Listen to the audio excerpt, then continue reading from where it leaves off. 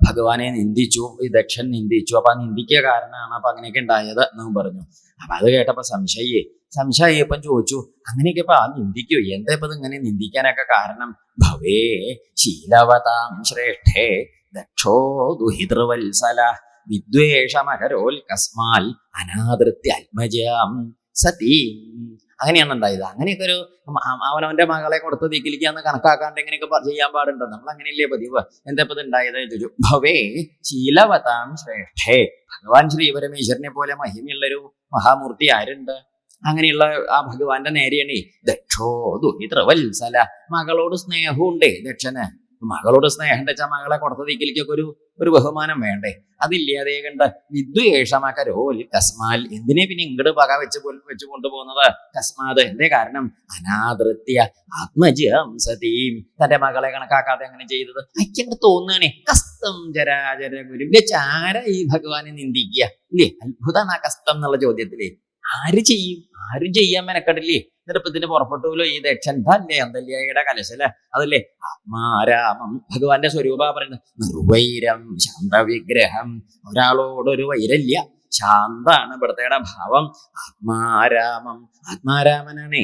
ആത്മാരാമൻ ചെൽ വേറെ ഒന്നുമില്ലല്ലോ അദ്ദേഹത്തിന്. അദ്ദേഹം ആത്മസ്വരൂപനാണ്. ഇനിയും അതിലാണ് അദ്ദേഹത്തിന്റെ ഭാവം കിടക്കുന്നതും. കഥം ദ്വേഷ്ടി ജഗതോ ദൈവതം മഹൽ. പ്രപഞ്ചത്തിന്റെ നാഥനാണ് ഭഗവാൻ ശ്രീ പരമേശ്വരനെ. എന്നിട്ട് അദ്ദേഹത്തെ നിന്ദിച്ചുല്ലോ. എനിക്കത് അങ്ങോട്ട് കേട്ടിട്ട് മനസ്സിലാവുന്നില്ലല്ലോ. ആര് പറഞ്ഞു? ഈ നമ്മുടെ പരീക്ഷിത്ത് പറഞ്ഞ്. അപ്പൊ ശ്രീ ശുഖബ്രഹ്മർഷിയോട് ചോദിച്ചപ്പോ അദ്ദേഹം പറഞ്ഞു അതൊക്കെ ഉണ്ട്. അതിപ്പോ ഈ നിന്ദിക്കപ്പോ എപ്പോഴാന്ന് ചോദിച്ചാലേ, അത് അഹന്ത ഇങ്ങോട്ട് കലശലായാൽ എന്താ നിശ്ചണ്ടാവില്ല, എന്ത് ചെയ്യാൻ പഠിക്കില്ല. അങ്ങനെയുണ്ടല്ലോ. അതപ്പോ ഉണ്ടായത് ഇവിടെ. ഒന്നൊക്കെ അതൊന്ന് വിസ്തരിച്ച് കേൾക്കണം കേട്ടോ. കേട്ടോളൂ. അത് പണ്ട് പറയാൻ തുടങ്ങി. പണ്ട് വിശ്വസൃജാം സത്രേ പ്രജാപതിമാര് ഒരു സത്രം ഇങ്ങോട്ട് തുടങ്ങി. സത്രം എന്നൊക്കെ പറഞ്ഞാൽ മനസ്സിലാവില്ലേ? കുറെ കാലം നീണ്ടു നിൽക്കണ യജ്ഞപരിപാടിയാണ്. അപ്പൊ ആ വിശ്വസൃജാം സത്രേ സമേത പരമഋഷയ. എല്ലാ ദേവതമാരും ദേവന്മാരും ഋഷിമാരും മഹാത്മാക്കളും സകലരും ഇങ്ങനെ യോഗം ചേർന്ന് മഹാകേമാണ് ഈ സഭ. മഹർഷിമാരുടെ ഒക്കെ ഉണ്ട്, എല്ലാവരും ഉണ്ട്. അപ്പൊ എല്ലാവരും കൂടിയിട്ട് കേമായിട്ട് ഈ യാഗയജ്ഞ പരിപാടികൾ നടന്നുകൊണ്ടിരിക്കുന്ന സമയത്ത് അന്ന് അവിടെ എന്തുണ്ട്? അപ്പോഴേക്ക് എല്ലാ ദേവതമാരും ഇരിക്കണതിന്റെ കൂടെ ആരുണ്ട്? ഭഗവാൻ ശ്രീ പരമേശ്വരനുണ്ട്, ബ്രഹ്മദേവനുണ്ട്, ഇന്ദ്രാദി ദേവന്മാരുണ്ട്, ഇവരൊക്കെയുണ്ട്. എല്ലാവരും ഇരിക്കുമ്പോഴാണ് അവിടേക്ക് വന്നത് നമ്മുടെ ഈ ദക്ഷൻ ഇങ്ങോട്ട് കയറി വന്നു. ആ സഭയിലേക്ക് കയറി വന്നേ. ദക്ഷൻ ഈ സഭയിലേക്ക് കയറി വന്ന സമയത്ത് എല്ലാവരും എഴുന്നേറ്റ് ദക്ഷനെ ഇങ്ങോട്ട് തൊഴുതു. ദക്ഷ മഹാകേമനാണല്ലോ. അപ്പൊ എല്ലാവരും എണ്ണീട്ടൊന്ന് തൊഴുതു. രണ്ടാള് മാത്രം എണ്ണീട്ടില്ല. എണീക്കാണ്ടിരുന്നാരാന്ന് വെച്ചിട്ടുണ്ടോ? ഒന്ന് ഭഗവാൻ ബ്രഹ്മദേവൻ എണീട്ടില്ല. പിന്നെ രണ്ടാമത് ഭഗവാൻ ശ്രീ പരമേശ്വരനും എണീട്ടില്ല. ബ്രഹ്മാവ് പിന്നെ എണീക്കാണ്ടിരിക്കാൻ കാരണം എന്താ ചോദിച്ചാൽ ദക്ഷന്റെ അച്ഛനാണല്ലോ എന്ന് കണക്കാക്കിയിട്ടാണ് എണീക്കാണ്ടിരുന്നത്. അദ്ദേഹം എണീട്ടാ തിരക്കടില്ല എന്നൊക്കെ ആർക്കുണ്ട്? ദക്ഷനുണ്ട്. പക്ഷെ അദ്ദേഹം എണീട്ടില്ല. അത് സഹിച്ചു. പിന്നെ എന്താ വെച്ചാൽ ആരല്ലേ കാരണവരല്ലേ അവിടെ ഇരുന്നോട്ടെ. ഇനിയിപ്പോ അത്രയൊക്കെ നന്നാവുള്ളൂ. ഇപ്പൊ പറഞ്ഞ് എണീപ്പിക്കാനൊന്നും പറ്റില്ല. അവ ഇരുന്നോട്ടെ, ക്ഷമിച്ചു. പക്ഷെ മറ്റേത് സഹിച്ചില്ല. ഏത് നമ്മളെ കൊടുത്തയാളല്ലേ. അപ്പൊ എന്തായാലും പറ്റില്ല. ഭഗവാൻ നീട്ടില്ല. അതങ്ങട് അസഹ്യമായിട്ട് വന്നപ്പം ദക്ഷൻ എന്തേ ചെയ്തു വെച്ചാല് ഭഗവാന്റെ ഈ ശ്രീ പരമേശ്വര ഭഗവാന്റെ ഒരു തന്നെ ബഹുമാനിച്ചില്ല എന്നൊരു തോന്നല് വന്നപ്പം അത് മുഷിഞ്ഞു. ബ്രഹ്മാവിന്റെ നേരെ നോക്കിയിട്ട് പറഞ്ഞു, ഹേയ്, അങ്ങ് ഒരാള് പറയുകൊണ്ടാ ഞാൻ എന്റെ മകളെ അപ്പൊ വാക്ക് പറയാൻ പറ്റില്ല മൈക്കിൽ കൂടി, അതൊന്നും പറയില്ല. കൊടുത്തത് വെച്ചാൽ ഞാൻ കൊടുക്കുവോ എന്നൊക്കെ ചോദിച്ചു. അങ്ങനെയൊക്കെ കുറെ മുഷിഞ്ഞു. ബ്രഹ്മാവ് മിണ്ടിയില്ല. ബ്രഹ്മാവിന് പിന്നെ കുട്ടിക്കാലം മുതലേ എന്റെ സ്വഭാവം അറിയണ്ട. അദ്ദേഹം മിണ്ടിയില്ല. ഇവിടുത്തെ മുറ്റത്ത് വളർന്ന ഉണ്ണിയല്ലേ, അപ്പൊ അതുകൊണ്ട് മിണ്ടിയത് സമ്പ്രദായം അറിയാം. ഭഗവാൻ പിന്നെ ശ്രീ പരമേശ്വര ഭഗവാന്റെ നേരെ നോക്കിയിട്ട് കുറെ അങ്ങോട്ട് പറഞ്ഞു. ദക്ഷൻ മഹാമോശമായിട്ട്. അതൊന്നും മൈക്കിൽ കൂടി പറയാൻ കൊള്ളില്ല. ഓഫ് ചെയ്ത് പറയേ. അതൊന്നും മോശമാണ്. അതൊന്നും മര്യാദക്കാർക്ക് പറയാനും കൊള്ളില്ല, മര്യാദക്കാർക്ക് കേൾക്കാനും കൊള്ളില്ല. ആ ജാതി വർത്തമാനം മോശാണേ. അത് പണ്ട് കോടതിയിലേ അങ്ങോട്ടും ഇങ്ങോട്ടും ഇങ്ങനെ ഉണ്ടായപ്പം ഈ വക്കീല് പറഞ്ഞു, പ്രതി എന്റെ കക്ഷിയോട് പറഞ്ഞ വർത്തമാനം മാന്യന്മാര് കേൾക്കാൻ പറയാൻ കൊള്ളില്ല എന്നും പറഞ്ഞു. ഇപ്പൊ ജഡ്ജി പറഞ്ഞു, എന്റെ ചവിട്ട് പറഞ്ഞോളൂ എന്ന് പറഞ്ഞു. എന്തെങ്കിലും ആവട്ടെ എന്നുവെച്ചാൽ അർത്ഥം എന്താന്ന് മനസ്സിലാവണില്ലേ? പഞ്ചാതി വർത്തമാനാണ് ആര് പറഞ്ഞത്? ഈ ദക്ഷൻ അങ്ങോട്ട് കുറെ. പക്ഷെ ഭഗവാൻ ഒന്നും മിണ്ടിയില്ല. അപ്പോഴും വന്നപ്പോൾ ആ ഭാവല്യ പ്രസന്നവദനം, ആ പ്രസന്നമായ ഭാവത്തിൽ അങ്ങനെ ഇരുന്ന് ഒന്നും മിണ്ടിയില്ല. എന്താ വെച്ചാൽ ദക്ഷൻ ഇങ്ങനെ പറയണ്ടേ. പറഞ്ഞതിന്റെ അർത്ഥം എന്താണെന്നറിയോ? ഈ ആന പോകുമ്പം നായ കുരയ്ക്കും, കണ്ടിട്ടുണ്ടോ? അമ്പലത്തേക്ക് ആന എങ്ങനെ വരുമല്ലോ. ആന വരുമ്പോ അപ്പുറത്തേക്കുള്ള വീട്ടിലെ നായ ബഹു ബഹു ബഹു അങ്ങനെ കുരയ്ക്കും. ആന കുരയ്ക്കുന്നത് കേട്ടിട്ടുണ്ടോ? ഉണ്ടാ അല്ല, ഒന്ന് കേൾക്കാനാണേ. ഇല്ല, ആന കുരയ്ക്കില്ലേ. ആരെ കുരയ്ക്കുള്ളൂ? നായയെ കുരയ്ക്കുള്ളൂ. ആന ഇനിയിപ്പോ ഏത് നായ കുരച്ചാലും ആന ഒരാളെയും നോക്കൂല, നായയും നോക്കുവോ? നായ പാപ്പാനെ പോലും നോക്കാറില്ല. ആന ഉണ്ടല്ലേ, ആന എങ്ങനെ ആരെയും നോക്കില്ലേ?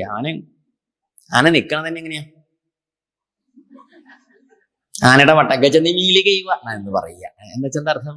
ആന എങ്ങനെയാണ്? ആന ആരെയും നോക്കും. പട്ടയിട്ട് വരണവനോ പഴമായിട്ട് വരണവനാണെങ്കിൽ ആന അങ്ങനെ ആന ഇങ്ങോട്ട് വന്നാൽ തുമ്പിക്കൈ അവിടേക്ക് നീളോട്ടു, അത് വേറെ കാര്യം. നോക്കൊന്നുമില്ല ആരെയും. ആനയുടെ ഒരു മട്ടുണ്ട്. നായയാണെങ്കിലും നായ ഉണ്ടല്ലേ, വ്യത്യാസമുണ്ട്. അപ്പൊ രണ്ടിന്റെയും രണ്ട് ജാതി സമ്പ്രദായം. ഇവിടെ ഇങ്ങനെ ചീത്ത വിളിച്ച് ഒന്നും മിണ്ടിയില്ല. ആരെ? ഭഗവാനൊന്നും മിണ്ടിയില്ല.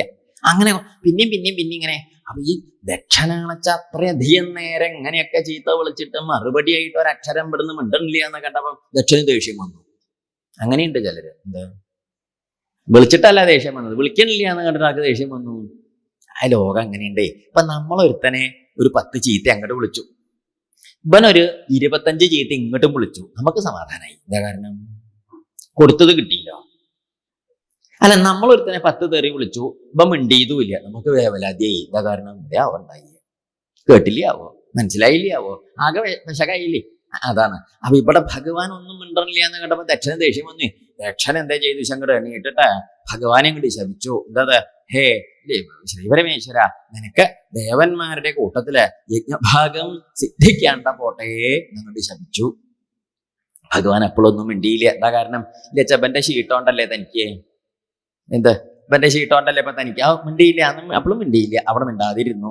അപ്പൊ ഈ ഭഗവാനെ ദക്ഷൻ നിന്ദിച്ചു എന്ന് കണ്ടപ്പം ഭഗവാനൊന്നും തോന്നിയില്ല വെച്ചാലും ഭഗവാന്റെ കൂടെ വന്ന് ഭഗവാന്റെ പാരിഷതന്മാരുടെ കൂട്ടത്തിൽ യോഗ്യനായിട്ട് ഒരാളുണ്ടായിരുന്നു. അതിന് പേര് നന്ദികേശ്വരൻ എന്ന് പറയും. നന്ദികേശ്വരന് സഹിച്ചില്ല. നന്ദികേശ്വരൻ ഇങ്ങോട്ട് എണ്ണീട്ടിട്ട് ദേഷ്യം തോന്നി, ഭഗവാന്റെ സങ്കടം ഉണ്ടായി. എന്തായാലും ഒന്നും മിണ്ടാതെ ഒരാളോടൊരു അലോഹ്യമില്ലാതിരിക്കണേ ഭഗവാനെയാണ് ആര് നിന്ദിക്കണത്? ഈ ദുഷ്ടനെ. അതങ്ങോട്ട് കണ്ടപ്പോ നന്ദികേശ്വരൻ ദക്ഷനെ ശപിച്ചു. എങ്ങനെയെന്ന് വെച്ചിട്ടോ, തത്വത്തോ വിമുഖോ ഭവേൽ എന്നാണ്. എല്ലാം മനസ്സിലായോ? ഇല്ല, അതാണ് തത്വതോ വിമുഖോ ഭവേൽ എന്ന് പറഞ്ഞാൽ നിനക്ക് ഒരു കാലത്തും ഈശ്വര വിചാരം ഇല്ലാണ്ട പോട്ടെ എന്നാ ശപിച്ചത്. നമ്മുടെ നാട്ടിൽ ഈ ജാതി ശാപമൊന്നും ഇല്ല. എന്നിട്ടുണ്ട് ഈ പറഞ്ഞ വിചാരം. പിന്നെ ഈ ശാപം കൂടി ഉണ്ടെങ്കിൽ വിചാരത്തിന്റെ കഥ എന്താവൂല്ലേ?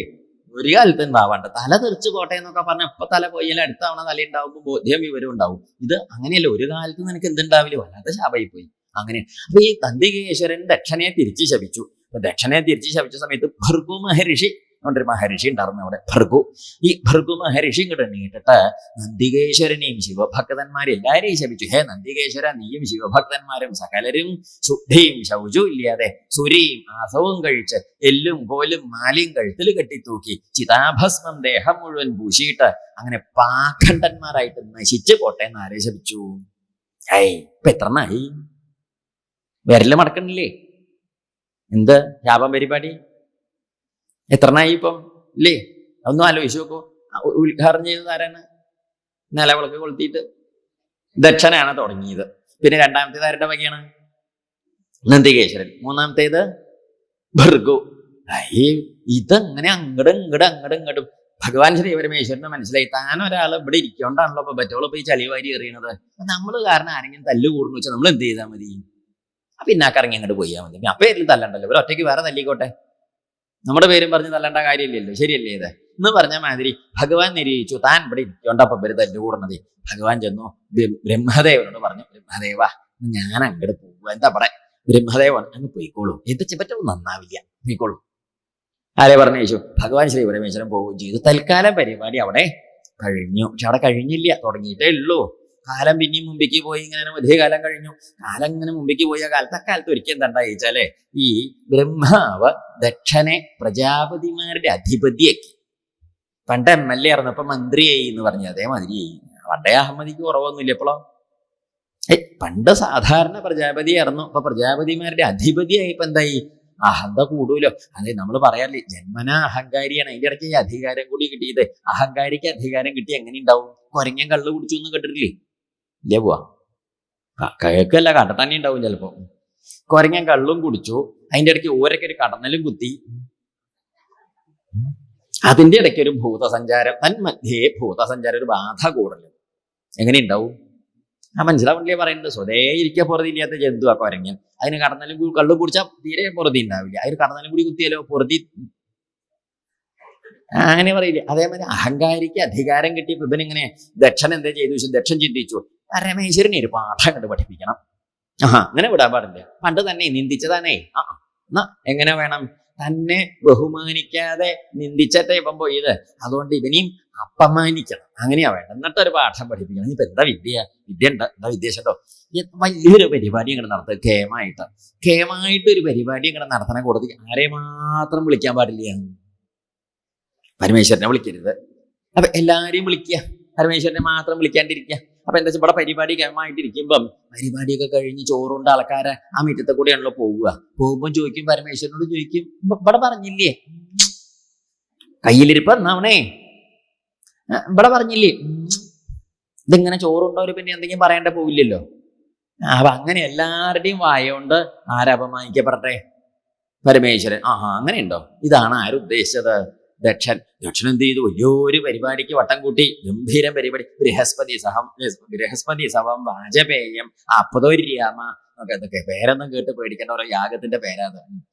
ബൃഹസ്പതി സമം വാജപേയം എന്നൊക്കെ കേട്ടിട്ടില്ലേ? വാജപേയം ഒരു യാഗത്തിന്റെ പേരാ. വാജപേയം കഴിച്ചിട്ടാണ് വാജ്പേയി. വാജ്പേയി കേട്ടിട്ടുണ്ടോ? ഇല്ലേ? പണ്ടൊരു പ്രധാനമന്ത്രി ഉണ്ടായിരുന്നു, നമുക്ക് മരിച്ചുപോയി ഒരു കാരണവര് അല്ലേ? ആ വാജപേയം എന്ന് പറഞ്ഞ യാഗം കഴിച്ചാൽ അവരെ വാജപേയി എന്നാണ്. വാജപേയി. അഗ്നിഹോത്രം കഴിച്ച അക്കിത്തിരിപ്പാട് എന്ന് പറയില്ലേ നമ്മുടെ നാട്ടിലെ? അത് കേട്ടിട്ടില്ലേ? സോമയാഗം കഴിച്ച സോമയാജി എന്നിട്ടില്ലേ? സോമയാജി. തെലുങ്കരാണെങ്കിൽ സോമയാജല്ലു എന്ന് പറയും. അവർക്കൊരു ഇല്ലു ഉണ്ടാവും, നമുക്ക് ഇല്ലു ഇല്ലെന്നേ ഉള്ളൂ. സോമയാഗം കഴിച്ച സോമയാജി, അഗ്നിഹോത്രം കഴിച്ച അഗ്നിഹോത്രി, വാജപേയം കഴിച്ച വാജപേയി. പേരുമ്പിൽ വെക്കും. കേട്ടറില്ലേ അങ്ങനെയൊക്കെ? അക്കിത്തിരിപ്പാട്, സോമയാജിപ്പാട് എന്നൊക്കെ പറയും. അങ്ങനെയുണ്ട്. അതുപോലെ അപ്പൊ ഇദ്ദേഹം ഇപ്പൊ ഈ വാജപേയാദികളൊക്കെ കഴിക്കാൻ പുറപ്പെട്ടു. എല്ലാവരെയും ക്ഷണിച്ചു, സകലരെയും ക്ഷണിച്ചു. ആരെയും മാത്രം ക്ഷണിച്ചില്ല? ഭഗവാനെ മാത്രം ക്ഷണിച്ചില്ല. കൈലാസത്തേക്ക് മാത്രം പറഞ്ഞില്ലേ? അപ്പൊ അങ്ങനെ ഇരിക്കുന്ന കാലത്ത് ഒരു ദിവസം എന്തായി? ചിലപ്പോൾ യാഗത്തിന്റെ ഒരുക്കൊക്കെ ഈ തടങ്ങാറൊക്കെ ആയുള്ള കാലായി. അപ്പോഴാണ് ഒരു ദിവസം നമ്മുടെ സതീദേവി കൈലാസത്തിൽ ഇങ്ങനെ പൂക്കളൊക്കെ പൊട്ടിച്ച് നടക്കണേ. വൈകുന്നേരത്തെ പൂജയ്ക്ക് മാല കെട്ടാനുള്ള പൂക്കളൊക്കെ ആയിട്ട് ഇങ്ങനെ സതീദേവി ആ നന്ദിയാർ വട്ടത്തിന്റെ മൂന്ന് പൂക്കൾ ഇങ്ങനെ എത്തിപ്പിടിച്ച് ഇങ്ങനെ വലിച്ച് താഴ്ത്തി ഇങ്ങനെ പൊട്ടിച്ച് കൊണ്ടുവരുമ്പോഴാണ് ഒരു വിമാനം താഴ്ന്ന് പറഞ്ഞങ്ങോട്ട് പോയി. വിമാനം താഴ്ന്നതല്ല, കൈലാസാണല്ലോ പൊങ്ങിയത്, അതുകൊണ്ട് തോന്നിയതാണ്. ഈ വിമാനത്തിലാണെങ്കിൽ മുഴുവനും പെണ്ണുങ്ങളാ പോണ്ടത്, യക്ഷസ്ത്രീകള്. എന്താ വെച്ചാൽ നമ്മുടെ ഈ ദക്ഷന്റെ യാഗത്തിനോടനുബന്ധിച്ചിട്ട് അവിടെ സ്റ്റേജിന്റെ മുകളിൽ സ്റ്റേജ് പ്രോഗ്രാംസ് ഉണ്ട്. അതെന്തായാലും വേണമല്ലോ. അപ്പൊ അങ്ങനെ ഉണ്ടാവുമല്ലോ പരിപാടിക്ക്. കലശം അങ്ങനെയൊക്കെ അമ്പലത്തിൽ ഉത്സവം കലശമൊക്കെ ഉണ്ടാവുമ്പോൾ സ്റ്റേജിന്റെ മുകളിൽ പാട്ട് ഡാൻസ് ഒക്കെ ഉണ്ടാവും. നമ്മൾ അമ്പലത്തേക്ക് പോയിട്ടില്ലെങ്കിൽ എവിടേക്ക് പോകും? അമ്പലത്തിലൊന്ന് കയറി അമ്പല കുറെ നോക്കിയപ്പോഴാണ് കണ്ടത് അമ്പലം. പക്ഷെ അത് നമ്മൾ ആദ്യം കണ്ടു. അങ്ങനെ കണ്ടിട്ടില്ലേ? അപ്പൊ അതുപോലെ ഇവിടെ പരിപാടിയൊക്കെ ഉണ്ട് ഇതിന്റെ ഭാഗം. അതിൽ പങ്കെടുക്കാനായിട്ട് യക്ഷസ്ത്രീകൾ പോയി. യക്ഷ, കിന്നര, ഗന്ധർവ, കിംപുരുഷചാരണ വിദ്യാധരാദികളായിട്ടുള്ള കൂട്ടരൊക്കെ പാട്ട്, നൃത്തം, വായ്പാട്ട്, ഉപകരണ സംഗീതം, ഇതിലൊക്കെ മഹാവിദ്വാൻമാരാണ് ഇവരെ. ഈ യക്ഷ, കിന്നര, ഗന്ധർവാദികളൊക്കെ അതിലും മിടുക്കന്മാരാണ്. ഇവർക്കൊക്കെ ഡിഗ്രി കലാമണ്ഡലത്തിൽ നിന്നാണേ. ആർട്സ് വിഷയത്തിൽ മഹാകേമാണ്. എന്താ പറ്റ പാട്ടൊക്കെ? പല പാട്ട് പറഞ്ഞാളെ നമ്മൾ എന്താ വിളിക്കുക? ഗാനദേവേന്ദ്രനോ? ഇല്ല, ഗാനദേവേന്ദ്രൻ എന്നൊന്നും പറയില്ല. ഗാനഗന്ധർവൻ എന്നാ പറയുക. ശരിയല്ലേ? ഇത് ഗാനരാജാവ് എന്ന് പറയുമോ? എന്താ പറയാത്തത്? അത് പാട്ടിലും മിടുക്കന്മാര് ഗന്ധർവന്മാരായതുകൊണ്ടാണ് ഗാനഗന്ധർവൻ എന്ന് പറയുന്നത്. അപ്പൊ പാട്ട്, നൃത്തം, അപ്സരസുകളെ പോലെ നൃത്തം ചെയ്തു എന്നാ പറയുക. എന്നുവെച്ചെന്തർത്ഥം? അതിൽ അവരാണ് മിടുക്കന്മാര്. ഓരോന്നിലും മിടുക്കുള്ള കൂട്ടര് അവരൊക്കെ. അപ്പൊ അവരുടെ സ്ത്രീകൾ, യക്ഷസ്ത്രീകൾ ഇങ്ങനെ പോവുക വിമാനത്തില്. അപ്പൊ വിമാനം മുഴുവനും പെണ്ണുങ്ങളാണ്. അപ്പൊ എന്തായാലും വിവരം പുറത്തറിയാണ്ടിരിക്കില്ല. അവരിങ്ങനെ പറയുന്നുണ്ട്. എന്താ? ദക്ഷന്റെ യാഗാണേ ഇങ്ങനെ പറയണം. അതാര് കേട്ടു? സതീദേവി. വിമാനമായതുകൊണ്ട് ആകാശത്ത് നിർത്തിയിട്ടൊന്നുമില്ലല്ലോ, അതിങ്ങനെ ഇങ്ങോട്ട് പോവല്ലേ. അപ്പൊ ഓണ പോക്കനാണ് എന്ത് കേട്ടത്? ഇങ്ങനെ പറയണത്. സതീദേവി അയ്യോ അപ്പോഴേക്ക് പോയി. വിവരം ചോദിക്കാൻ നിന്നില്ല. അപ്പോഴേക്ക് ആര് പോയി? വിമാനം പോയി. അതൊക്കെ കിന്നര സ്ത്രീകളുടെ വിമാനം വരുന്നു. അതിൽ പെണ്ണുങ്ങളാണ്. എന്തായാലും പുറത്തേക്ക് കേൾക്കൂലോ. അങ്ങനെ അവരും പറയണു. വിമാനത്തിൽ ഇരുന്നിട്ട് പറയണു ദക്ഷന്റെ യാഗല്. അങ്ങനെ യക്ഷസ്ത്രീകളെ, കിന്നര, ഗന്ധർവ, കിംപുരുഷചാരണ വിദ്യാധരാദികളായ സ്ത്രീകളുടെ വിമാനങ്ങൾ പോയതൊക്കെ എല്ലാവരും പറഞ്ഞു ഒരേ വാക്ക്. എന്ത്? ദക്ഷന്റെ യാഗല്ലേ, കേമാവാണ്ടിരിക്കില്ലേ? അപ്പൊ സതി ഇങ്ങനെ ചിന്തിച്ചു, ഇത്ര വലിയൊരു ദക്ഷൻ പാരേ ഉള്ളൂ. അതാര്? തന്റെ അച്ഛൻ. താൻ അറിഞ്ഞില്ല അച്ഛൻ ഇങ്ങനെ ഒരു പരിപാടി നടത്തുന്നത്. സാരമില്ല, പൂക്കളൊക്കെ പിന്നെ പൊട്ടിക്കുക. ഉള്ള കിട്ടിയ പൂവായിട്ട് വേഗം കൈലാസത്തേക്ക് അങ്ങോട്ട് ചെന്നു. ഭഗവാനെ ഇങ്ങോട്ട് തൊഴുതു. ഭഗവാനെ നമസ്കരിച്ചു. സതീദേവി ചോദിച്ചു, പൂവല്ലേ? ആര് ചോദിച്ചു?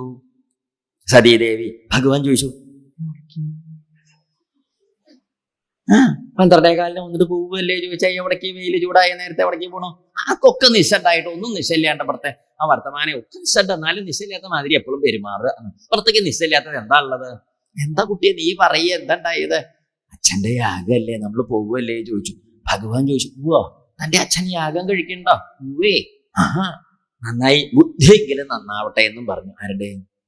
അച്ഛന്റെ. അങ്ങനെ പരിഹാസം പറഞ്ഞതല്ല, ശാസ്ത്രം ഉണ്ട് അതിനെ. ചിത്തസ്യ ശുദ്ധയേ കർമ്മ എന്നിട്ട് വസ്തൂപലബ്ധയെ വസ്തുസിദ്ധിർവിചാരേണ നകിഞ്ചിൽ കർമ്മകോടിഭി എന്നൊരു പ്രമാണം ഉണ്ട്. ഇതിന്റെ അർത്ഥം നമ്മൾ വൈദികമായ കർമ്മങ്ങൾ, യാഗയജ്ഞ ഹോമാദികളൊക്കെ കഴിക്കുന്നത് എന്തിനാന്ന് വെച്ചിട്ടുണ്ടോ? ചിത്തസ്യ ശുദ്ധയേ കർമ്മ. ചിത്തശുദ്ധിക്കാനേ ചിത്തശുദ്ധി ഉണ്ടാവണം. അങ്ങനെ ശുദ്ധായ ചിത്തത്തിലെ ആര് വന്ന് കയറിക്കൂടുള്ളൂ? ഭഗവാൻ വന്ന് കയറിക്കൂടുള്ളൂ. മനസ്സിലാവണില്ലേ? അവ ശുദ്ധാക്കാനാണ് കർമ്മം. അപ്പൊ കർമ്മം കൊണ്ട് വേറെ ഒന്നും പറ്റില്ല, കർമ്മം കൊണ്ട് ശുദ്ധായി കിട്ടും. പായസം ഉണ്ടാക്കാൻ എന്ത് വേണം? ഉരുളി വേണം. അപ്പൊ ഉരുളി തേക്കലാണ് ആദ്യം ചെയ്യേണ്ടത്. പായസം ഉണ്ടാക്കാനല്ലോ തന്നോട് പറഞ്ഞത്, ഉരുളി തേക്കാനാ പറഞ്ഞത് എന്ന് ചോദിച്ചാൽ കാര്യമില്ല. എന്താ കാരണം? തേച്ച ഉരുളിയിലെ, അല്ലാതെ നമ്മൾ 60 കൊല്ലം മുമ്പ് മാളികമ്മ കയറ്റി ഉരുളി കൊണ്ടുവന്ന് പായസം ഉണ്ടാക്കിയവരെ ആസ്പത്രി കൊണ്ടുകൊണ്ടിരില്ലേ? എന്താ കാരണം?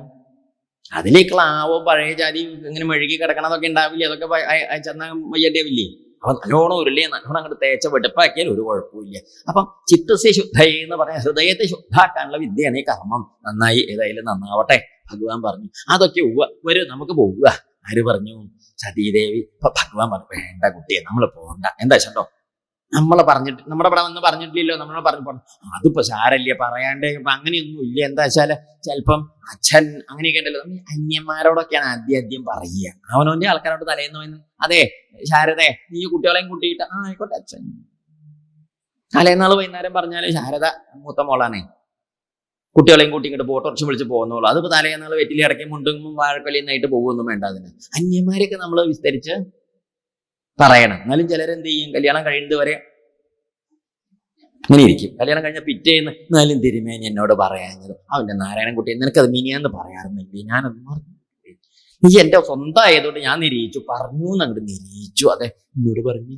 അയ്യോ, നബന് തലേമീൻ അതിന് മുമ്പ് എങ്ങാനും പറഞ്ഞു വെച്ചാൽ അങ്ങനെയല്ല, സ്നേഹാധിക്യം കൊണ്ട് ഇവിടുത്തെ ആളല്ലേ എന്നുള്ള ധാരണയുണ്ട് വിട്ടുപോയത്. അയാളത് മടക്കി കെട്ടി കൈ പിടിച്ചിട്ടുണ്ട്. എന്ത് പറയായ അങ്ങനെയൊക്കെ ഉണ്ടാവില്ലേ? അന്യന്മാരെയൊക്കെ നമ്മൾ മഹാകേമായിട്ടൊക്കെ വിളിക്കും. അവനവന്റെ ആൾക്കാരായതുകൊണ്ടേ ചിലപ്പോൾ അങ്ങനെയൊക്കെ ആവും.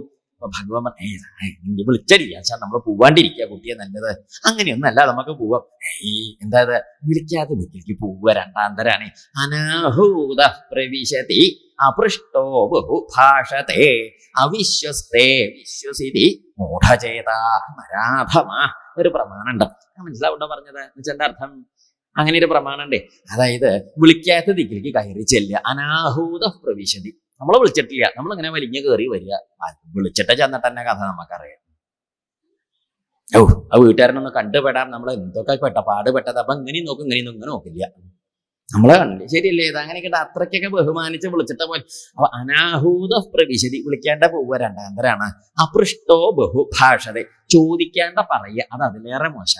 നമ്മളോട് ചോദിച്ചാൽ നമുക്ക് പറയാം, വെറുതെ ചോദിക്കേണ്ട, ഞാൻ ഇത്തിരി വിവരമുള്ള ആളാണ്, ലേശം പറയട്ടെ കേട്ടോളൂ കേട്ടോ എന്നൊക്കെ പറഞ്ഞ ഒരാൾക്ക് ഒരു വിലയും ഉണ്ടാവില്ല. ഇങ്ങോട്ട് ചോദിക്കുമ്പോൾ നമുക്ക് നിശ്ചലമൊക്കെ അപ്പോഴൊരു വില ഉണ്ടാവുള്ളൂ. അതാണ് അനാഹൂത പ്രവിശതി അപൃഷ്ടോ ബഹുഭാഷതേ അവിശ്വസ്തേ വിശ്വസിതി. വിശ്വസിക്കാൻ കൊള്ളാത്തവനെ വിശ്വസിക്കുക. ഇതൊക്കെ എങ്ങനെയാണെന്നറിയൂ? മൂഢചേതാ നരാധമ. ഇതൊക്കെ മൂഢന്റെ ലക്ഷണമാണെന്ന് പറയും മഹാഭാരതത്തിൽ. പോവാണ്ടിരിക്കാൻ നല്ലത് കുട്ടിയെ. ആരോട് പറഞ്ഞു? സതീദേവിയുടെ. അങ്ങനെയൊന്നുമല്ല, നമുക്ക് പോവാ, അതിനിപ്പോ എന്താ, പോണതിന് വിരോധമൊന്നുമില്ല. ചിലപ്പോൾ വിളിച്ചിട്ടൊക്കെ ഉണ്ടാവേ. ആ കത്ത് ചിലപ്പം പോസ്റ്റ്മാൻ നാരായണൻകുട്ടി ആ വാഴയുടെ കൂട്ടത്തിൽ എവിടെയെങ്കിലും കൊണ്ടുപോയിട്ടതാവും, കിട്ടായോ അങ്ങനെയൊക്കെ ഉണ്ടല്ലോ പോസ്റ്റലിട്ടില്ലേ. പരിപാടി കഴിഞ്ഞാൽ ചിലപ്പോൾ കത്ത് വരികയും ചെയ്യും. നമുക്ക് പോവുക. പോവാണ്ടിരിക്കാൻ നല്ലത് കുട്ടി. ഭഗവാൻ പലതരത്തിൽ പറഞ്ഞു നോക്കി. എന്താ വെച്ചാലേ ഞാൻ പറയാം, പണ്ട് ഞാൻ ആ യാഗശാലയിൽ ഇരിക്കുമ്പം ഞാൻ വേണ്ട മാതിരി തൻ്റെ അച്ഛനെ ബഹുമാനിച്ചില്ല എന്ന് പറഞ്ഞ് മുഷിഞ്ഞതാണേ. അപ്പൊ അതുകൊണ്ടാണ് ഞാൻ പറഞ്ഞത് നമുക്ക് പോവാണ്ടിരിക്കാൻ നല്ലത്. ഒരു പൂർവാനുഭവം ഉള്ളതുകൊണ്ടാണ് ഭഗവാൻ പറഞ്ഞത്. സതീദേവി പറഞ്ഞു, അതിനിപ്പോ എന്താ പത്ര വിഷമം? നമുക്കിപ്പം അച്ഛന്റെ കുടുംബത്തേക്ക് പോവാനും ഭർത്താവിന്റെ കുടുംബത്തേക്ക് പോവാനും ഗുരുനാഥന്മാരെ കാണാൻ പോവാനും ക്ഷണിക്കേണ്ട കാര്യമില്ലല്ലോ.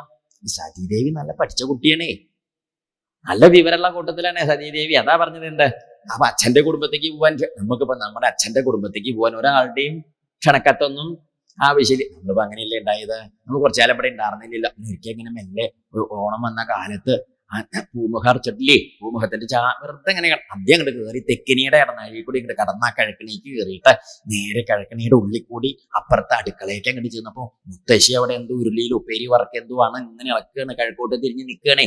നമ്മൾ പിന്തി കൂടി മെല്ലെ മെല്ലെ മിണ്ടാണ്ട് ഇങ്ങോട്ട് വന്നിട്ട് മുത്തശ്ശി ഒറ്റ പിടുത്തം. മുത്തശ്ശി ഉണ്ടായി ഒരു നിലോളി. ഔ, അടുക്കളയിലുള്ളവരും മാളികേമ്പിലുള്ളവരും പറമ്പിലുള്ള പണിക്കാരും മറ്റു വീട്ടുകാരും എല്ലാരും ഓടി വന്ന് എന്താ ഉണ്ടായി. മുത്തശ്ശി തിരിഞ്ഞപ്പോ ആ ഉണ്ണിയായിരുന്നു.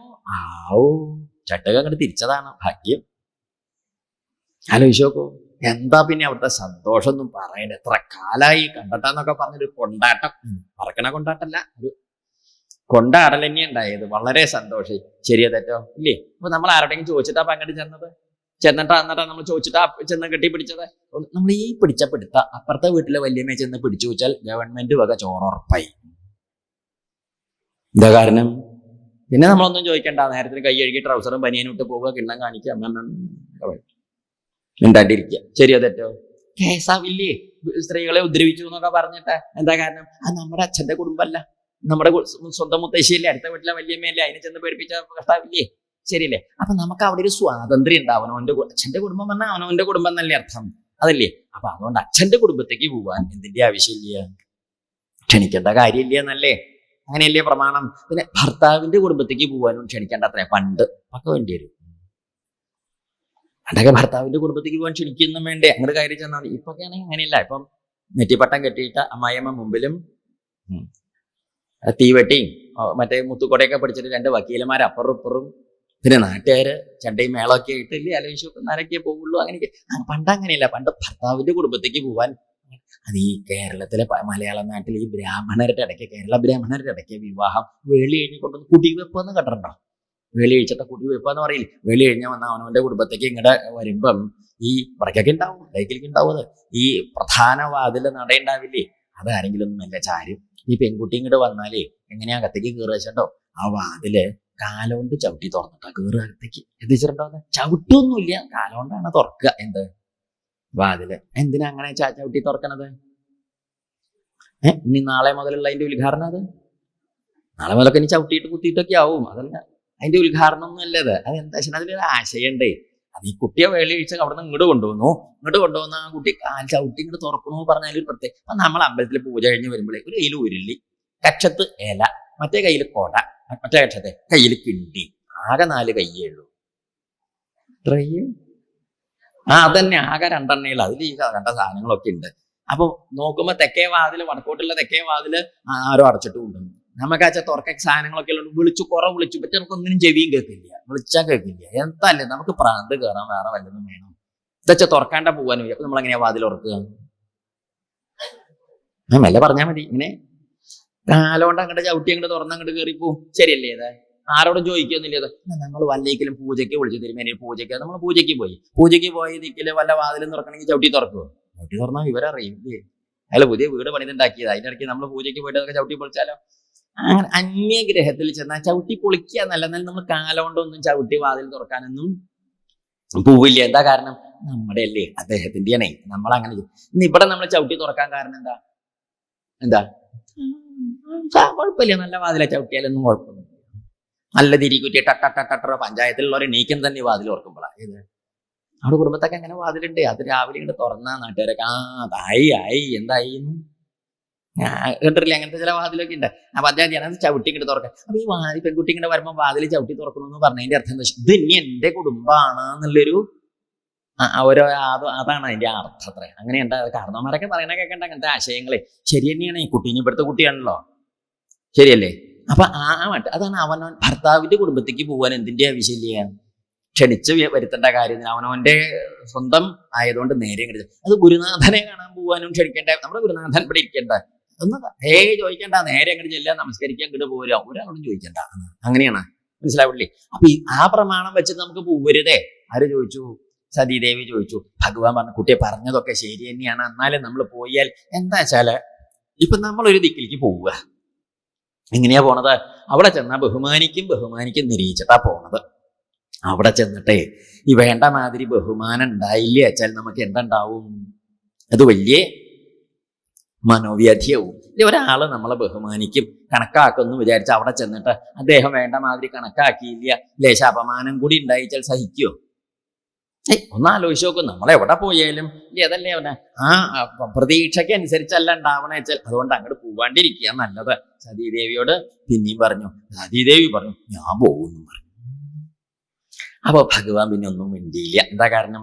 പോണ്ടെന്നും പറഞ്ഞില്ല, പോയിക്കോളൂന്നും പറഞ്ഞില്ല. എന്താ വെച്ചോ, ഈ പോണ്ട എന്ന് പറഞ്ഞാൽ എന്താ ഉണ്ടാവുക വെച്ചോ, ഈ പോവാൻ പറ്റിയില്ലല്ലോ എന്നുള്ള വേവലാതി കൊണ്ട് ദുഃഖിച്ച് സതീദേവി ദേഹം ഇവിടെ ഉപേക്ഷിക്കും. ഇനി പോയിക്കോളൂ എന്ന് അനുവാദം കൊടുത്താൽ സതീദേവി അവിടെ ചെന്ന് അപമാനം ഉണ്ടായി നാണവും മാനവും ഒക്കെ കഷ്ടത്തിലാവുമ്പോൾ എന്തുണ്ടാവും? അപമാനം സഹിക്കുക വയ്യാതെ ദേഷ്യം കൊണ്ട് എന്ത് ചെയ്യും? ദേഹം അവിടെ ഉപേക്ഷിക്കും. എന്തായാലും പരിപാടി തീരുമാനമായി. ഏത് പരിപാടി? ദേഹം ഉപേക്ഷിക്കുക എന്നുള്ള പരിപാടി തീരുമാനമായി.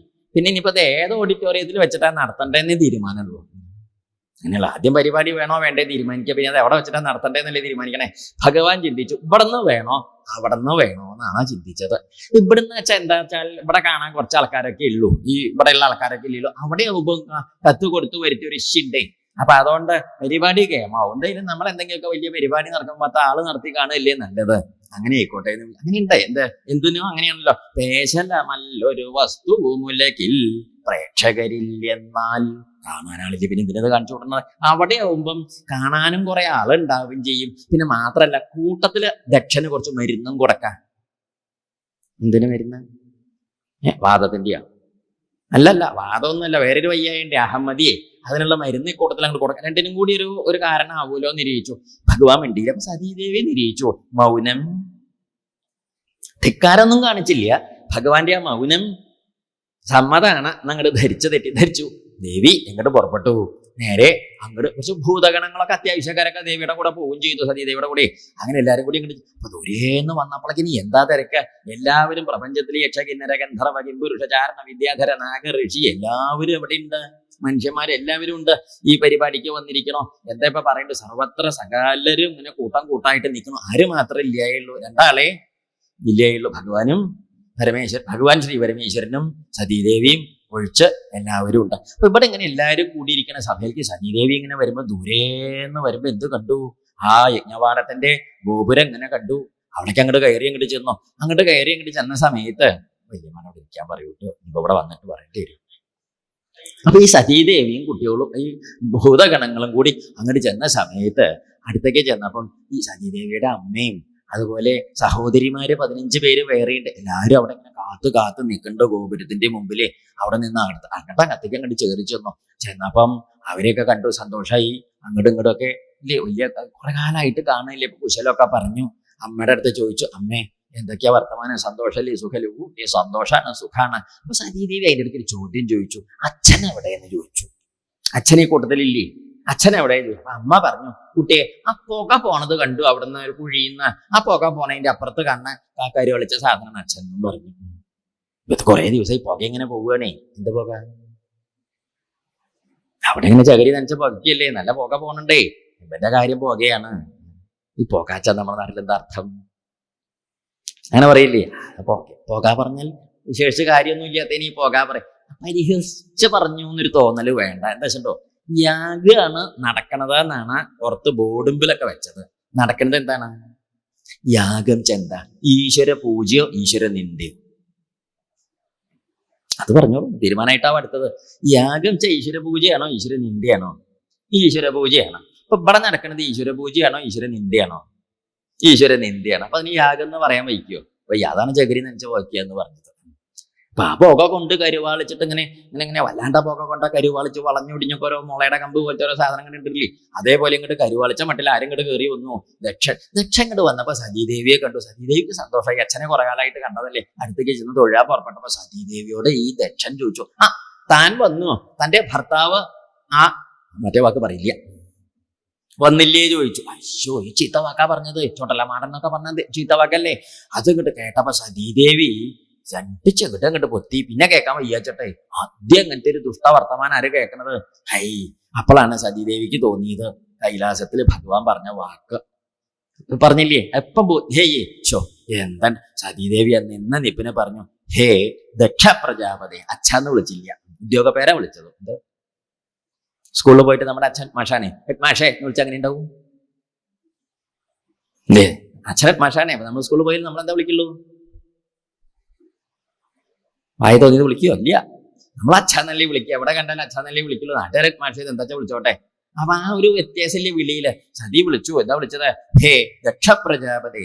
ഏതൊരു ഭഗവാന്റെ തൃപ്പാദം സേവിച്ചിട്ടാണോ ഈ ബ്രഹ്മാദി ദേവന്മാർ ആ സ്ഥാനത്തിരിക്കാൻ യോഗ്യന്മാരായത്, ആ ഭഗവാനെയാണ് അങ്ങ് ഈ വിധത്തിൽ നിന്ദിച്ചത്. ഇതിന്റെ ഫലം അങ്ങ് അനുഭവിക്കാണ്ടിരിക്കില്ല എന്നും പറഞ്ഞു. എന്നിട്ട് പറഞ്ഞു, എനിക്ക് എന്നോട് തന്നെ ഇപ്പൊ ഒരു അറപ്പും വെറുപ്പും തോന്നുന്നു. ഈശ്വരനിന്ദകനായ അങ്ങയുടെ മകളാണല്ലോ ഞാൻ ആലോചിക്കുമ്പം എന്നോടന്നെ ഒരു ജുഗുപ്സ തോന്നുകയാണ് എന്നും പറഞ്ഞു. ഇനി സതി ചില കാര്യങ്ങൾ തീരുമാനിച്ചിട്ടാ അവിടുന്ന് പുറപ്പെടുന്നത്. എന്താ വെച്ചാല്, ഇനിയിപ്പൊ ഞാൻ ഇവിടുന്ന് അങ്ങോട്ട് ചെന്ന് കൈലാസത്തിൽ ചെന്നാലേ ചിലപ്പം ഭഗവാൻ ഈ നേരെ പോക്കൊക്കെ പറയുമ്പോ ഒരു വിളിയുണ്ട്, ദാക്ഷായണി. ദാക്ഷായണി ചെന്ന അർത്ഥം ദക്ഷന്റെ മകളെന്ന്. ആ ദാക്ഷായണി എന്നുള്ള പേരും കൂടെ കേൾക്കുമ്പോ എനിക്ക് എന്ത് തോന്നും? ഈ ഈശ്വരനിന്ദകനായ ദുഷ്ടൻ ദക്ഷന്റെ മകളല്ലേ താൻ എന്ന് തോന്നും. അതുകൊണ്ട് ഇനി എനിക്ക് ആ പേര് വേണ്ട. ഈശ്വരനിന്ദകനായ അങ്ങയുടെ ശരീരത്തിൽ നിന്നുണ്ടായ എന്റെ ഈ ശരീരമായിട്ട് ഞാൻ ഇനി കൈലാസത്തേക്ക് പോവില്ല, അത് അങ്ങയുടെ പറമ്പിൽ കിടക്കട്ടെ എന്നും പറഞ്ഞ് സതീദേവി ആ യോഗശക്തിയിൽ യോഗധാരണ കൊണ്ട് തന്റെ ശരീരത്തെ അഗ്നി കൊണ്ട് അങ്ങോട്ട് ദഹിപ്പിച്ചു. യോഗാഗ്നിയിൽ ദഹിപ്പിച്ച് സതീദേവി പോവുകയും ചെയ്തു. അപ്പോഴൊക്കെ എന്താണ്ടായത്? ശിവപാരിഷദന്മാര് ദേവിയുടെ കൂടെ വന്നവര് കുറെ പേരുണ്ടല്ലോ, അവരെല്ലാവരും കൂടി ആരുടെ നേരെ ചെന്നു? ദക്ഷന്റെ നേരെ ചെന്നു. ദക്ഷന്റെ നേരെ ചെന്നു വെച്ചാലും അവിടെ ഭൃഗു മഹർഷി ഒരു മഹർഷി ഉണ്ടല്ലോ, ഇദ്ദേഹം അവിടെ ഹോമകുണ്ടത്തില് ചില വിശേഷ മന്ത്രങ്ങളൊക്കെ ചൊല്ലി ഹോമിച്ചു. അപ്പൊ ഈ ഹോമകുണ്ടത്തിൽ നിന്ന് ഋഭുക്കള് എന്ന പേരായ കുറെ ദേവതമാര് വന്നു. ഋഭുക്കള് എന്ന് അവരുടെ പേര്. ഈ ഋഭുക്കള് ദേവതമാരെന്ത് ചെയ്തു? എല്ലാവരും കൂടി ഈ ശിവപാരിഷദന്മാരുടെ നേരെ ചെന്നു. ഈ ശിവപാരിഷദന്മാരായിട്ടുള്ള യുദ്ധത്തിൽ അവര് തോറ്റു. ശിവപാരിഷദന്മാര് തോറ്റു. എന്തേ കാരണം എന്നറിയൂ? അവർക്കറിയില്ലല്ലോ. ഈ സതീദേവിക്ക് പറഞ്ഞാൽ മതിയായിരുന്നു രാവിലെ പോരുമ്പോ അങ്ങനെയൊക്കെ പരിപാടി ഉണ്ടെന്ന് 10 ആളെ കൂട്ടി വരാറുന്നു. അതൊന്നും ഉണ്ടായില്ല. സതീദേവി പറഞ്ഞതുമില്ല. പോരുമ്പോ സാധാരണ കൊടയും ബാഗൊക്കെ പിടിക്കണവരാ കൂടെ ഇങ്ങോട്ട് പോകുന്നു എന്നുള്ളതൊക്കെ ഏതാണ്ട് റിട്ടയർമെന്റ് ഹാൻഡ്സ് ആണ്. ഇനി ചെറുപ്പക്കാരെയൊന്നും കൂട്ടിയില്ല. യുദ്ധം ചെയ്യാനൊക്കെ നല്ല വിശേഷമുള്ളവർ വേണ്ടേ? അവരതൊന്നും കണക്കാക്കാണ്ടല്ലേ പോകുന്നത്. ഇതിപ്പോ എന്താ അത് പറയേ, കഷ്ടായിപ്പോയി. അങ്ങനെ ശിവപാരിഷദന്മാര് തോറ്റിരിക്കും. സ്ഥിതി ഇപ്പൊ എങ്ങനെയാ? സതീദേവി പോയി ശിവപാരിഷദന്മാർ ഏതാണ്ട് പരാജയപ്പെട്ടിരിക്കണം. അങ്ങനെ ഇരിക്കുന്ന സമയത്ത് അക്കാലത്ത് കൈലാസത്തിൽ ഉച്ചയ്ക്ക് 2:45 ഭഗവാന്റെ വക വേദാന്ത ക്ലാസ് ഉണ്ട്. ഈ വേദാന്ത ക്ലാസ് ആർക്കാന്ന് ചോദിച്ചാൽ അത് മഹർഷിമാർക്കുള്ള ക്ലാസ്സാണ്. വലിയ വലിയ മഹർഷി, സാധാരണക്കാർക്കല്ല, മഹർഷിമാർക്കാണ്. ഈ സാധാരണ ബ്രഹ്മർഷിമാര്, ദേവഋഷിമാര് എന്നൊക്കെ പറഞ്ഞ ഋഷിമാരില്ലേ, അവരൊക്കെ ഉണ്ട്. സനകാദി മഹർഷിമാര്, നാരദാദി മഹർഷിമാരൊക്കെയാണ് ക്ലാസ്സിൽ പങ്കെടുക്കുന്നത്. അതിൽ സനകാദികളൊക്കെ അവിടെ കൈലാസത്തിൽ ഹോസ്റ്റലിൽ താമസിച്ച് പഠിക്കുക. നാരദര് പിന്നെ താമസിക്കില്ല. അദ്ദേഹം അങ്ങനെ സീസൺ ടിക്കറ്റാ, പോയിട്ട് വരും. അങ്ങനെ നാരദ മഹർഷി കൈലാസത്തിലേക്ക് പോവുക. ഈ ഭഗവാന്റെ ഉപദേശം കേൾക്കാനായിട്ട് പോകുമ്പോഴാണ് വഴിയിൽ എന്ത് കണ്ടത്? വണ്ടി ബ്ലോക്ക് ആവൂലോ പരിപാടി നടന്നതിന്റെ. അപ്പോഴറിഞ്ഞത് സതീദേവി ദേഹോപേക്ഷിച്ചു. നാരദര് കൈലാസത്തിൽ വന്നപ്പോ പറയുകയും ചെയ്തു, സതീദേവി ദേഹോപേക്ഷിച്ചു പോയി ഭഗവാനെ എന്ന്. ഇത് കേട്ടപ്പം ഭഗവാൻ ഇങ്ങോട്ട് ചാടി എഴുന്നേറ്റ് തന്റെ ജടയുണ്ടല്ലോ, ജട കെട്ടഴിച്ച് നിലത്തേക്ക് അങ്ങോട്ട് അടിച്ചു. ഈ ജട അടിച്ചതിക്കുന്ന ഒരു ഭീകര സ്വരൂപം അങ്ങോട്ട് പുറത്തേക്ക് വന്നു. ആ ഭീകര സ്വരൂപം കയ്യിലൊരു വാളും പിടിച്ചിങ്ങോട്ട് വന്നിട്ട് ഭഗവാന്റെ കാലിക്കൽ അങ്ങോട്ട് നമസ്കരിച്ചപ്പം ഭഗവാൻ പറഞ്ഞു, ഹേ വീരഭദ്ര. എന്താ പേര്? വീരഭദ്രൻ. ഹേ വീരഭദ്ര, നീയേ എണീട്ടോളോ, നീയും ഞാനും തമ്മിൽ ഭേദമില്ലാന്ന് കൂട്ടിക്കോളോ, എണീട്ടോളൂ എന്നും പറഞ്ഞു. വീരഭദ്രൻ നീട്ടു. വീരഭദ്രനോട് പറഞ്ഞു, നേരെ അങ്ങോട്ട് ചെല്ലുക, ദക്ഷന്റെ യാഗശാലയിൽ ചെന്നിട്ട് യാഗശാല ഒന്ന് ശുദ്ധം വരുത്തുക. ഒന്ന് ശുദ്ധം വരുത്തിക്കോളോ. യാഗശാല ഒന്ന് ശുദ്ധം വരുത്തുക. ദക്ഷന് കുറച്ച് മരുന്നും കൊടുക്കുക, ഒരു പൊതി കഷായത്തിന്റെ. മാറട്ടെ വയ്യായ എന്ന് പറഞ്ഞു. ആ കാര്യം മനസ്സിലായി ആർക്ക്? വീരഭദ്ര മഹാവിദ്വാനാണേ. അദ്ദേഹം കാര്യം മനസ്സിലാക്കി ഭൂതഗണങ്ങളോട് കൂടിയിട്ട് നേരെ അങ്ങോട്ട് ചെന്നു. ഈ ഭൂതഗണങ്ങളോട് കൂടിയിട്ട് ഈ വീരഭദ്രനും കൂട്ടരും യജ്ഞശാലയ്ക്ക് അങ്ങോട്ട് പ്രവേശിച്ചു. യജ്ഞശാല അവര് തകർത്തു പൊട്ടിച്ചോടി. എല്ലാവരും മഹർഷിമാരെ കൂട്ടി രക്ഷപ്പെട്ടു. എല്ലാവരും അങ്ങോട്ടും ഇങ്ങോട്ട് കൂടി തകർത്ത് തരിപ്പണാക്കിയവരെല്ലാം. എല്ലാം തകർത്ത് കഴിഞ്ഞപ്പം ഈ കൂടെ വന്നോർക്ക്, ഈ ഭൂതഗണങ്ങളിൽ ചിലർക്കൊക്കെ ഒരു ശങ്ക. മനസ്സിലായില്ല? ഇപ്പൊ അത് മൈക്കിൽ കൂടി പറയേണ്ടി വരും, മൂത്രശങ്ക. ഇപ്പൊ അത് പറഞ്ഞു വൈകുന്നേരമാവും. അതുണ്ട്. ഒരു ചെറിയ മൂത്രശങ്കേ ഇവർക്കൊക്കെ ഉണ്ട്, പോരുമ്പോഴേ ഉണ്ട് അത്. അതിപ്പോ അവിടെ തീർക്കാൻ നിരീക്ഷിച്ച് പുറപ്പെടുമ്പോഴാണ് വണ്ടി പുറപ്പെട്ടു പറഞ്ഞ് എല്ലാവരും കൂടി വണ്ടിക്ക് കയറിയതാ. ഇപ്പൊ ഇവിടെ വന്ന് ഇത് ഈ പരിപാടിയിലായതുകൊണ്ട് ഒന്നും തോന്നിയതുമില്ല. പരിപാടി കഴിഞ്ഞാലേ നമുക്ക് എന്ത് തോന്നുക, ഞാൻ തോന്നുക അപ്പളാ. എന്തെങ്കിലുമൊക്കെ പണി ചെയ്യുമ്പോൾ തോന്നുമോ? നമ്മളെ മനസ്സും ശരീരമൊക്കെ അങ്ങോട്ട് മറന്ന് ഓരോട്ടം അങ്ങോട്ട് പുറപ്പെട്ട ഒന്നും തോന്നില്ല. കഴിഞ്ഞൊന്നും വിശ്രമിക്കുമ്പോ അങ്ങനെ ഉണ്ടല്ലേ. ഇവര് പണി കഴിഞ്ഞപ്പോ ഇവർക്ക് ഇങ്ങനെ കുറേശ്ശെ ശങ്ക തോന്നി. അപ്പോഴേ ഇത് തീർക്കുക എന്ന് ഇങ്ങനെ നോക്കിയപ്പോ അവരെന്ത് ചെയ്തു, ആ ഹോമകുണ്ടം കണ്ടു. കുണ്ടേഷോ അമൂത്രയൻ കേജിൽ.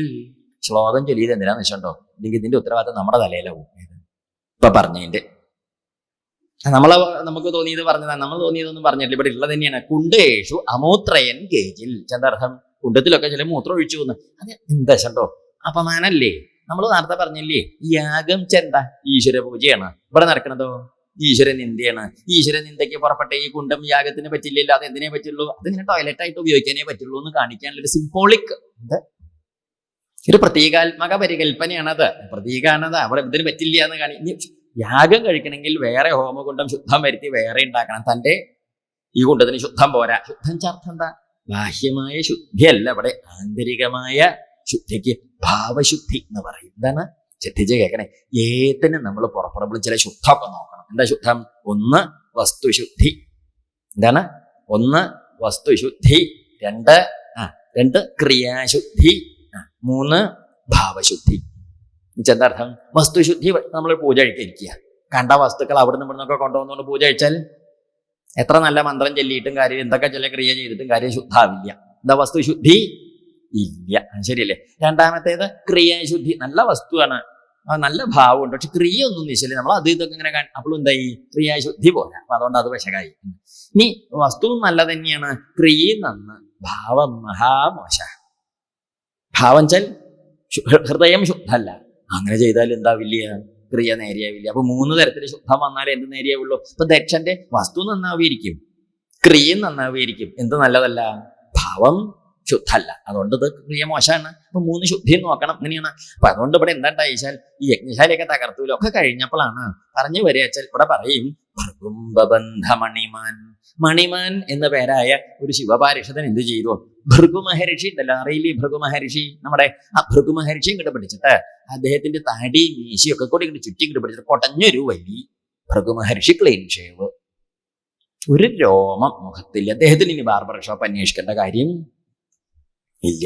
അങ്ങനെ ചെയ്താലും ഒന്നോ രണ്ടൊക്കെ അവിടെ ഇവിടെ ഉണ്ട്. അതൊന്നുമില്ല, വെടുപ്പായി. ആരുടെ എന്താ കാരണം എന്നറിയൂ? പണ്ട് ഭഗവാനെ ദക്ഷൻ നിന്ദിക്കുമ്പം ഈ താടിയും തടവി പരിഹസിച്ചതിന് കൂട്ടുനിന്നവനാണ് ആര്? ഭൃഗു. അതുകൊണ്ടാണ് താടിയും മീശയൊക്കെ പറിച്ചെടുത്തത്. അത് കഴിഞ്ഞു. അപ്പോൾ ആ വേറെ ഭഗം നന്ദീശ്വരോ ഗ്രഹീൽ. ഭഗൻ എന്ന പേരായിട്ടൊരു ശിവപാരിഷതുണ്ട്. ഈ ശിവപാരിഷത് ഇങ്ങനെ ഓടുകയാണേ, അവനെ ഇങ്ങോട്ട് പിടിച്ചു, നന്ദികേശ്വരൻ ഇങ്ങോട്ട് പിടിച്ചു. എന്താ ഈ ഭഗന്റെ പ്രത്യേകത? പണ്ട് ഭഗവാനെ ദക്ഷൻ നിന്ദിക്കുമ്പം കണ്ണോണ്ട് ഇങ്ങനെ കേമാവണോ എന്ന് പറഞ്ഞ കണ്ണ് കാണിച്ച് പ്രോത്സാഹിപ്പിച്ചവനാണ് ആര്? ഭഗൻ. ആ ഭഗന്റെ കണ്ണ് രണ്ടും നന്ദികേശ്വരൻ പിഴുതെടുത്തു എന്നാ പറയാ. അത് കഴിഞ്ഞു. പിന്നെയോ ചണ്ഡീശ ഭൂഷണം ദേവം. ചണ്ഡികേശ്വരൻ എന്ന പേരായ ഭഗവാന്റെ പാരിഷതൻ പൂഷാവ് എന്ന് പറഞ്ഞൊരു ദേവൻ ഉണ്ടായിരുന്നു. ഈ പൂഷാവ് എന്താ ചെയ്തു വെച്ചാൽ, ഭഗവാനെ ദക്ഷൻ നിന്ദിക്കുമ്പം ഈ പൂഷാവ് പല്ലിളിച്ച് കാണിച്ചിരുന്നിട്ട്, തന്റെ പല്ലെങ്ങനെ കാണിച്ചിരുന്നിട്ടേ ചിരിച്ച് ആവട്ടെ കേമാവണോ എന്ന് പറഞ്ഞ് പ്രോത്സാഹിപ്പിച്ചവൻ ആ പൂഷാവ്. ഈ പൂഷാവിനെ ചണ്ഡീശൻ ഇങ്ങോട്ട് പിടിച്ചിട്ട് ആ കൈ ഇങ്ങോട്ട് പരത്തിയിട്ട് മുഖത്തൊന്നും അങ്ങോട്ട് കൊടുത്തു. എന്നിട്ടൊരു കിണ്ടി വെള്ളവും കൊടുത്തു. കുലിക്കൊഴിഞ്ഞ് തുപ്പാൻ പറഞ്ഞു തെങ്ങിന്റെ ചോട്ടിലേക്ക്. തുപ്പിയപ്പം 33 മിറ്റത്ത് നാവൊന്ന് വട്ടത്തിൽ ഇങ്ങോട്ട് നടത്തിയപ്പം നല്ല മിനുസം, ഒന്നും തടസ്സവും ഇല്ല. അവിടെ ഇവിടെയൊക്കെ ഓരോന്നുണ്ടാവുമ്പോഴാണ് ഒന്നുമില്ല, നല്ല മിനുമിനാന്നിരിക്കണു. ആലോചിച്ച് നോക്കൂ. അതും 33 പോയി. 32 നല്ല പിന്നെ ഒന്ന് അധികണ്ടേ. ഓക്കെ പോയി, കഥ പോയി. ഇവന്റെയൊക്കെ കാര്യം നേരെ. അപ്പൊ ദക്ഷനാച്ചാൽ ഓടുകണേ, പരക്കമ്പാൻ ഓടുകയാണ് രക്ഷയ്ക്ക്. വീരഭദ്രൻ പിന്നാക്കം ഓടി ചെന്നിട്ട് വഴിയിലിട്ട് പിടിച്ചു, മലർത്തി അങ്ങോട്ട് കടത്തിയിട്ട് പൂമുഖത്തെ സോഫയമേ കയറിയിരിക്കണ മാതിരി ഇവന്റെ നെഞ്ചത്ത് അവിടെ അങ്ങോട്ട് കയറിയിരുന്നിട്ട് തന്റെ കയ്യിലിരിക്കുന്ന വാളോണ്ട് ദക്ഷന്റെ കഴുത്ത് ഇങ്ങനെ വീരഭദ്രൻ ഇങ്ങനെ കിറുകിറ നരമുക്കാൽ മണിക്കൂർ മുറിച്ചു. അപ്പൊ ഏതാണ്ട് കഴിഞ്ഞു നിരീച്ച് നോക്കിയപ്പം തൊലി പോലും സ്കിൻ തിക്നെസ് അല്ലേ, അല്ലാത്ത ജാതി തൊലിക്കട്ടി തന്നെ. തൊലിക്ക് പോലൊരു പരിക്ക് പറ്റിയിട്ടില്ലേ. അപ്പോൾ ആലോചിച്ചു, എന്താ അപ്പത് മുറിച്ചിട്ട് മുറിയായ ഇങ്ങനെ ആലോചിച്ചു. അപ്പോഴല്ലേ അകത്തൊരു വെളിപാടുണ്ടായി. എങ്ങനെ ഇങ്ങനെയാണോ വീരഭദ്ര അവനെ കൊല്ലേണ്ടത്? അല്ല, അങ്ങനെയല്ല. വേഗം കിട്ടി വിവരം. എന്താ, നമ്മൾ ഈ തെങ്ങിന്റെ മുള്ളിക്ക് പിശാത്തില്ലാണ്ട് തെങ്ങിന്റെ മുള്ളിക്ക് കയറിയാൽ എങ്ങനെ ഇളനീര് കരിക്ക വീഴ്ത്തണത് എങ്ങനെയാ? ഒന്നാരും കണ്ടിട്ടില്ല. തെങ്ങിന്റെ മുകളിലേക്ക് പിശാത്തി വെട്ടെത്തി ഒന്നും എടുക്കാട്ടെ കയറിപ്പോയി, അങ്ങോട്ട് കയറിപ്പോയി. ഒരു കരിക്ക വീഴ്ത്തണം, എങ്ങനെ വീഴ്ത്തുക? തിരിച്ച് അങ്ങനെയല്ലേ വീഴ്ത്തണത്? അതേ ജാതി സമ്പ്രദായത്തിൽ ഇപ്പൊ എന്റെ തല തിരിച്ച് ആ ഹോമകൂട്ടത്തേക്ക് ഇട്ടു. ദക്ഷണാശ്വാസായി. അത് പോയില്ലോ. ഏത് കൊണ്ടടക്കാൻ ഭാരമുള്ള സാധനം പോയില്ലോ, അത് പോയി എന്നാണ്. സമാധാനം. അങ്ങനെ പറയണ്ട, എല്ലാം തകർത്ത് തരിപ്പണാക്കി. ഇപ്പൊ എന്തേപ്പ പറയണ്ടു? ഒക്കെ ബഹളം പേടിച്ച് പറച്ചിട്ട് ദേവന്മാരൊക്കെ ഇനി നമ്മുടെ നേരെ തിരികെ പറ്റുക വെച്ചിട്ട് ദേവന്മാരെല്ലാരും കൂടി വെപ്രാളം കൊണ്ട് ഉള്ളിലിങ്ങനെ ദണ്ണം കലശലായിട്ട് വിഷമിച്ചിട്ട് ബ്രഹ്മദേവന്റെ അടുത്ത് ചെന്ന് ബ്രഹ്മദേവ രക്ഷിക്കണേ പറഞ്ഞു. ബ്രഹ്മദേവൻ പറഞ്ഞു, മിണ്ടാണ്ട വെക്കോളൂ ഇവിടുന്ന്. വേണ്ടാത്ത ഒരു കൂട്ടം കാണിച്ചിട്ട് കഷ്ടത്തിലായാൽ ഒടുക്ക ഇവിടേക്ക് വരും. നീ വേണ്ടാത്തരം ചെയ്യാൻ പോകുമ്പോ ഇവിടേക്ക് വരുമോ ചോദിക്കാൻ? ഇല്ല. ഒക്കെ കഴിഞ്ഞാലും ഒടുക്ക ഇവിടേക്ക് വരിക പരിഹാരത്തിന്. ഇവിടേക്ക് വരണ പോയിക്കോളൂ. ദേവന്മാര് പോണില്ല. പിന്നെയും നിലവിളിക്കണേ, രക്ഷിക്കണേ. ഭഗവാൻ പറഞ്ഞു, രക്ഷയില്ല, പറ്റില്ലേ, രക്ഷിക്കണേ. ഒട്ടുക്ക നിവൃത്തിയില്ല എന്ന് കണ്ടപ്പം ഭഗവാൻ പറഞ്ഞു, ഒരു കാര്യം ചെയ്തോളൂ, കൈലാസത്തേക്ക് അങ്ങോട്ട് ചെന്നോളൂ. അവിടെ ചെന്നിട്ട് ഭഗവാൻ ശ്രീപരമേശ്വരൻ എന്ന് നമസ്കരിച്ചോളൂ എന്നും പറഞ്ഞു.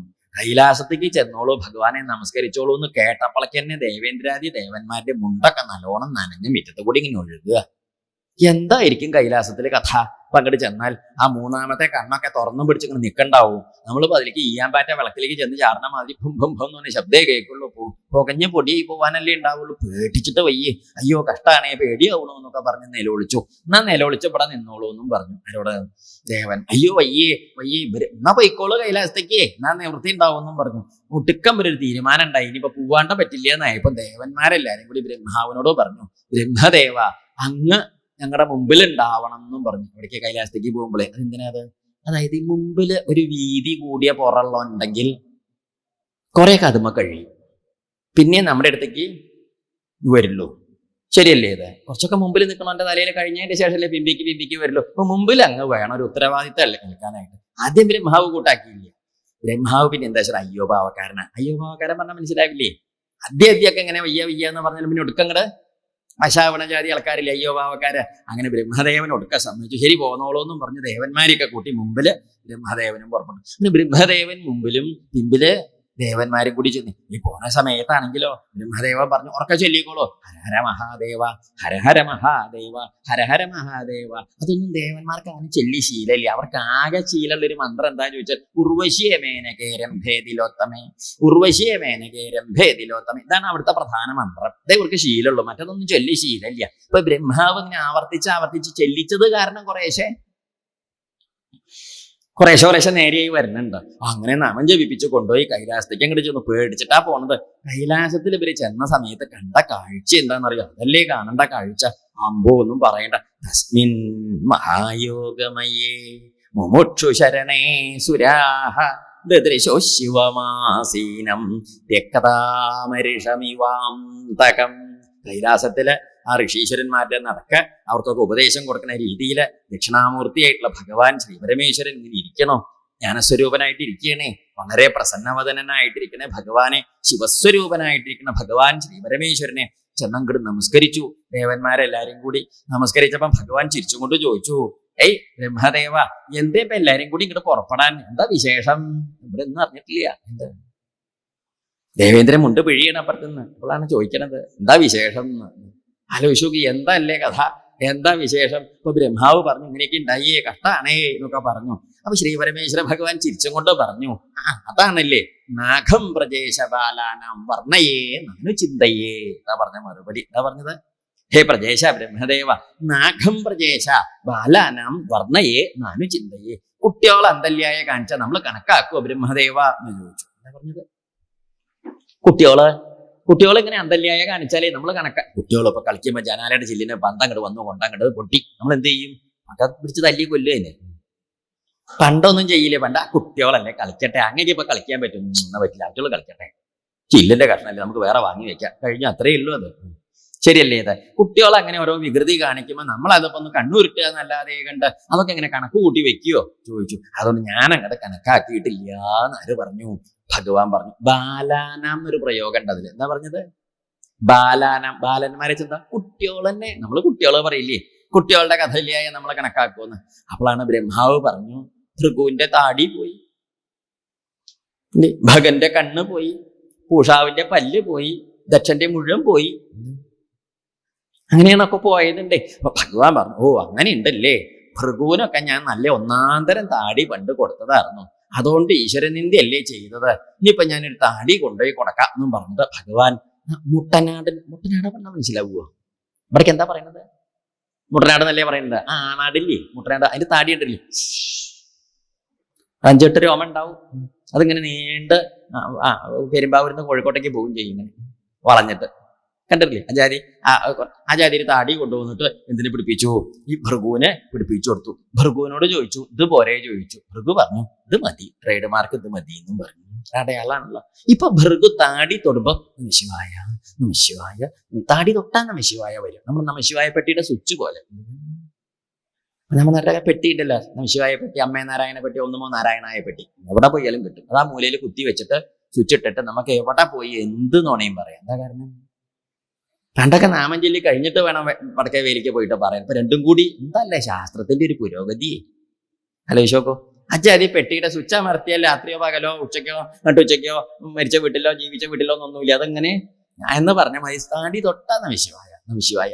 ഭൃഗുപ്പം അതിനെ നേരമുള്ളൂ, ആ മട്ടായിട്ട് തീർന്നു. അപ്പോഴാണ് ഭഗനെ മുമ്പിക്ക് നിർത്തി, ഭഗന്റെ കണ്ണ് പോയി എന്നും പറഞ്ഞു. അപ്പൊ ഭഗവാൻ പറഞ്ഞു, ഭഗ എല്ലാവർക്കും കൊടുത്തതിനേക്കാളും കേമായ കണ്ണാ തനിക്ക് തന്നത്, അതിപ്പോ കഥയിലുണ്ടോ? ഇല്ല, കഥയിലായോണ്ട് പോയില്ലേ. ഇപ്പൊ ഒരു കാര്യം ചെയ്യാം, തനിക്ക് സ്വന്തമായിട്ട് കണ്ണ് വേണ്ട, താൻ ഇനി മിത്രന്റെ നേത്രത്തിൽ കൂടി നോക്കിയാൽ മതി എന്നും പറഞ്ഞു. എന്ന് വെച്ചാൽ അന്യന്റേതാവുമ്പം അങ്ങനെയാണല്ലോ. ഇപ്പൊ മിത്രൻ രാവിലെ എണീറ്റ് പല്ലേപ്പും കുളിയും കഴിഞ്ഞ് ദോശയും കഴിക്കലും കഴിഞ്ഞ് എന്ത് ചെയ്തോളൂ, പത്രം വായിക്കലും കഴിഞ്ഞാൽ മിത്രന്റെ കണ്ണ് വാങ്ങി താൻ വായിച്ചോളൂ, എന്നിട്ട് കഴിഞ്ഞിട്ട് അങ്ങോട്ട് കൊടുത്തോളൂ. അന്യന്റേതാവുമ്പോ ആവശ്യത്തിനേ ഉപയോഗിക്കുള്ളൂ. എന്ത്? അന്യന്റെ വസ്തു ആവശ്യത്തിനല്ലേ ഉപയോഗിക്കുള്ളൂ. അപ്പൊ നമ്മൾ അടുത്ത വീട്ടിലെ മാല വാങ്ങി കഴുത്തിലിട്ട് കല്യാണത്തിന് പോയി എങ്ങനെ ഉണ്ടാവും? നമുക്ക് മാല ഇല്ലായി അല്ല, എന്നാലും ഒന്ന് കുടുങ്ങി കിടക്കാൻ. ഓ, അല്ലാത്ത കിടക്കലാണ്. ശരിയല്ലേ? അതും കൂടി കഴുത്തിൽ ഇത് കഴുത്തിലിട്ട് കല്യാണത്തിന് പോയിട്ടേ ഉള്ളൂ. പോവാൻ പുറപ്പെട്ടില്ലേ, വാങ്ങി കൊണ്ടുവന്നപ്പോഴേക്കും അവിടുത്തെ അമ്മ വിളിച്ചു ചോദിച്ചു, വൈകും കുട്ടിയെ എന്റെ അമ്മ വന്നു? ഇല്ല, എന്റെ അമ്മ പോയിട്ടില്ല എന്ന് പറഞ്ഞു. അമ്മ പോയിട്ടില്ല. അപ്പോഴേക്കും വിളി തുടങ്ങി. പിന്നെ 5 മിനിറ്റിന് വൈകും കുട്ടിയെ എന്റെ അമ്മ. പിന്നെ ഇത് വിളിക്കുമ്പോഴേക്കും തന്നെ വൈകും കുട്ടിയെ വിളിക്കുമ്പോൾ അമ്മ പോയിട്ടില്ല. ഇതിങ്ങനെ മറുപടി പറയുകയോ വേണ്ടോ? ചോദിക്കുക.